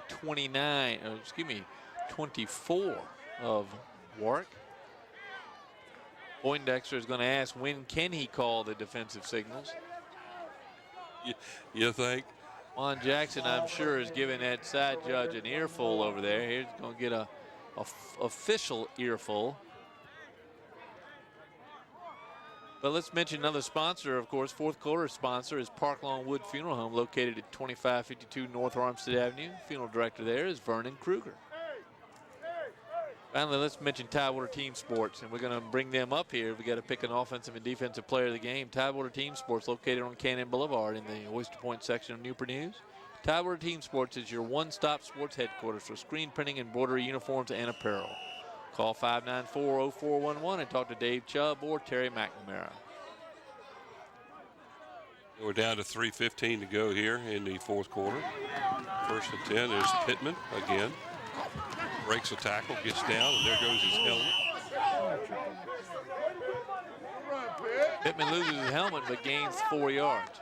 Coach is over here hollering, that's a fumble. Actually, what was fumbled was the helmet. The helmet, yeah. The only thing we missed there is Devon Robinson picking up the helmet. Watch this play, and that's just effort. Not move, but for Pittman, I moved. There you go. I think he did that just so people could see his face during the game. Pittman, who is 2:40 just, as the clock continues to run. Just a whale of a night from his tailback spot.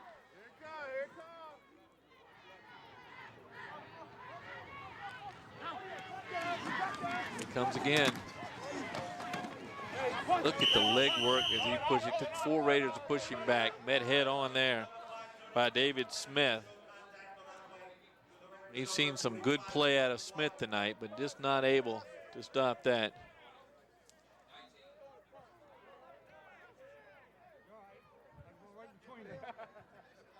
I think we got our offensive MVP picked up. Now we got to figure out who we want to pick up for our defense now, as we are down to 1:54 to go as the clock continues to run. 32-14.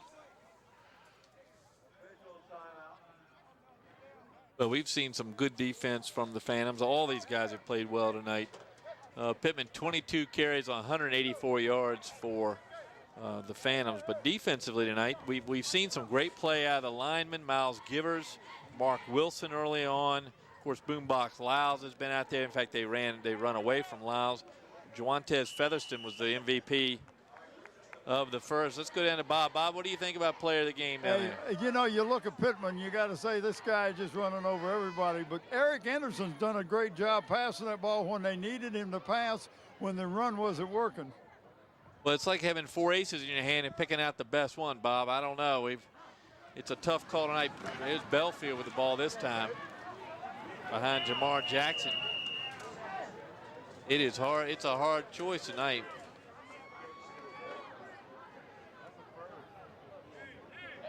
He's all the way down to about the 16-yard line. 4th down and a yard to go as the clock continues to run down near a minute to go here in the game. Well, the matchups look like it's going to be this. Phoebus is going to have to travel. We understand that Lake Taylor is winning their game against Great Bridge, so Phoebus will travel to the other side of the water and face Lake Taylor next Saturday night, the 19th. Hampton, we understand, well, Hampton won last night. They're going to face Norcom right here at Darling. Rematch from early in the season. Yep, a 1-point win, I believe, by the Crabbers.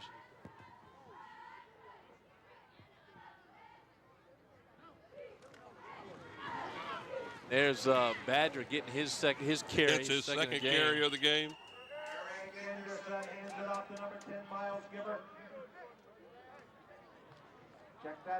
So nice, good stop, but Badger getting his chance. I'm okay with that.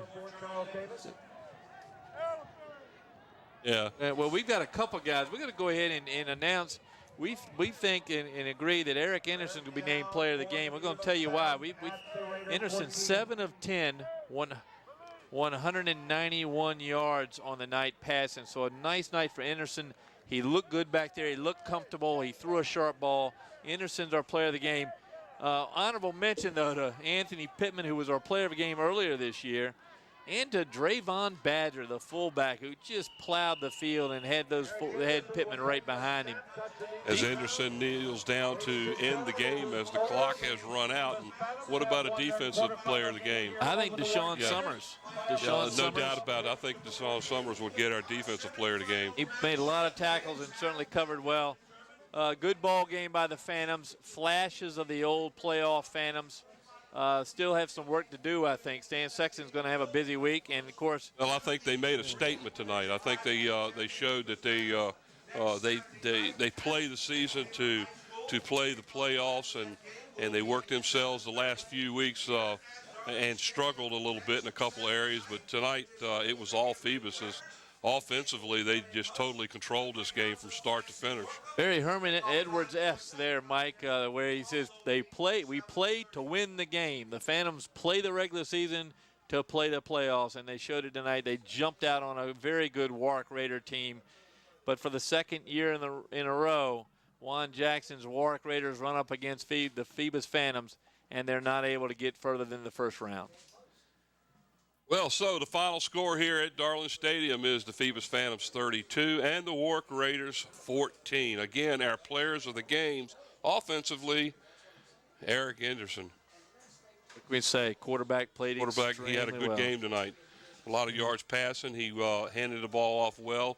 Again, Pittman had a great game too, but you can't be player of the game all the time, you know. Yeah, and I want to note the Badger family. We saw him. That's right. We saw him, and he played extremely well tonight. Summers was the defensive player of the game for the Phantoms also. So great job tonight by the Phoebus Phantoms as they will advance to the second round, and they will play in the semifinals. They will have to travel to the south side again as the Warwick season will come to a close tonight. As they will finish 6-5 overall. Let's make an early prediction for next year, Mike.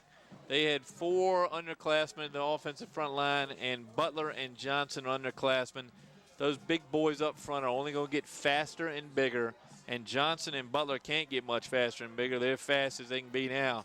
Well, so they made the playoffs this year with a 6-4 record and had a couple of really good games this year, and they lost a couple of really close games too, so they could have been a little bit better than they ended up being 6-4 during the regular season. So yeah, you're right. The Warwick Raiders are a team to be reckoned with next year.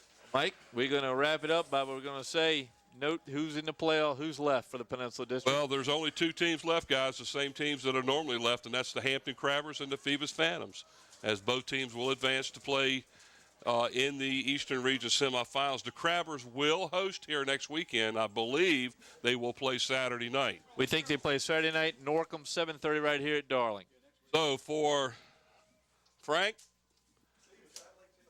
my buddy down on the field, Bob Hintz, and Brent Musgrove up here, Mike Hauser from Darling Stadium. The final score is the Phoebus Phantoms 32 and the Warwick Raiders 14. Good night, everyone. Good night. Today's game is sponsored by the Grey Goose Restaurant, located on West Queens Way in Hampton. Enjoy the wide selection of breakfast and lunch dishes sure to please your appetite. Follow the Grey Goose Restaurant on Facebook, the restaurant that's also a bakery. Coliseum Central. Coliseum Central is located right in the heart of Hampton Roads, between Armistead Avenue and Interstate 64. You can take care of all your shopping, dining, entertainment, medical, and business needs right here. Who will represent you? Hampton athletes use Made Men Management because it's the best sports agency in the best area for sports. Rico's Pizza, located at 55 West Mercury Boulevard in the Langley Square Shopping Center. Rico's Pizza is sure to hit the spot after the game. Call 723-6850 today to place your order. Tidewater Team Sports, located at 11839B Cannon Boulevard in the Oyster Point section of Newport News. Tidewater Team Sports is your one-stop sports headquarters for screen printing, embroidery, uniforms, and apparel. Call 594-0411 and talk to David Chubb or Terry McNamara. Sponsored in part by attorneys at Kaufman & Knowles, with offices in Hampton on Cunningham Drive across from Peninsula Town Center and in Newport News at City Center. Kaufman & Knowles. We can and we will. Park Lawn Wood Funeral Home, located at 2552 North Armistead Avenue. The funeral director is Vernon Kruger. Beach Hardware, located at 1951 East Pembroke Avenue in the Buckrow Shopping Center. Beach Hardware is your friendly local hardware store with everything you need to maintain your home inside and out. Eric Thompson Realtor. Contact Eric to buy or sell a home or property. Give Eric a call at 685-3172 or email him at eric@findhrhomes.com.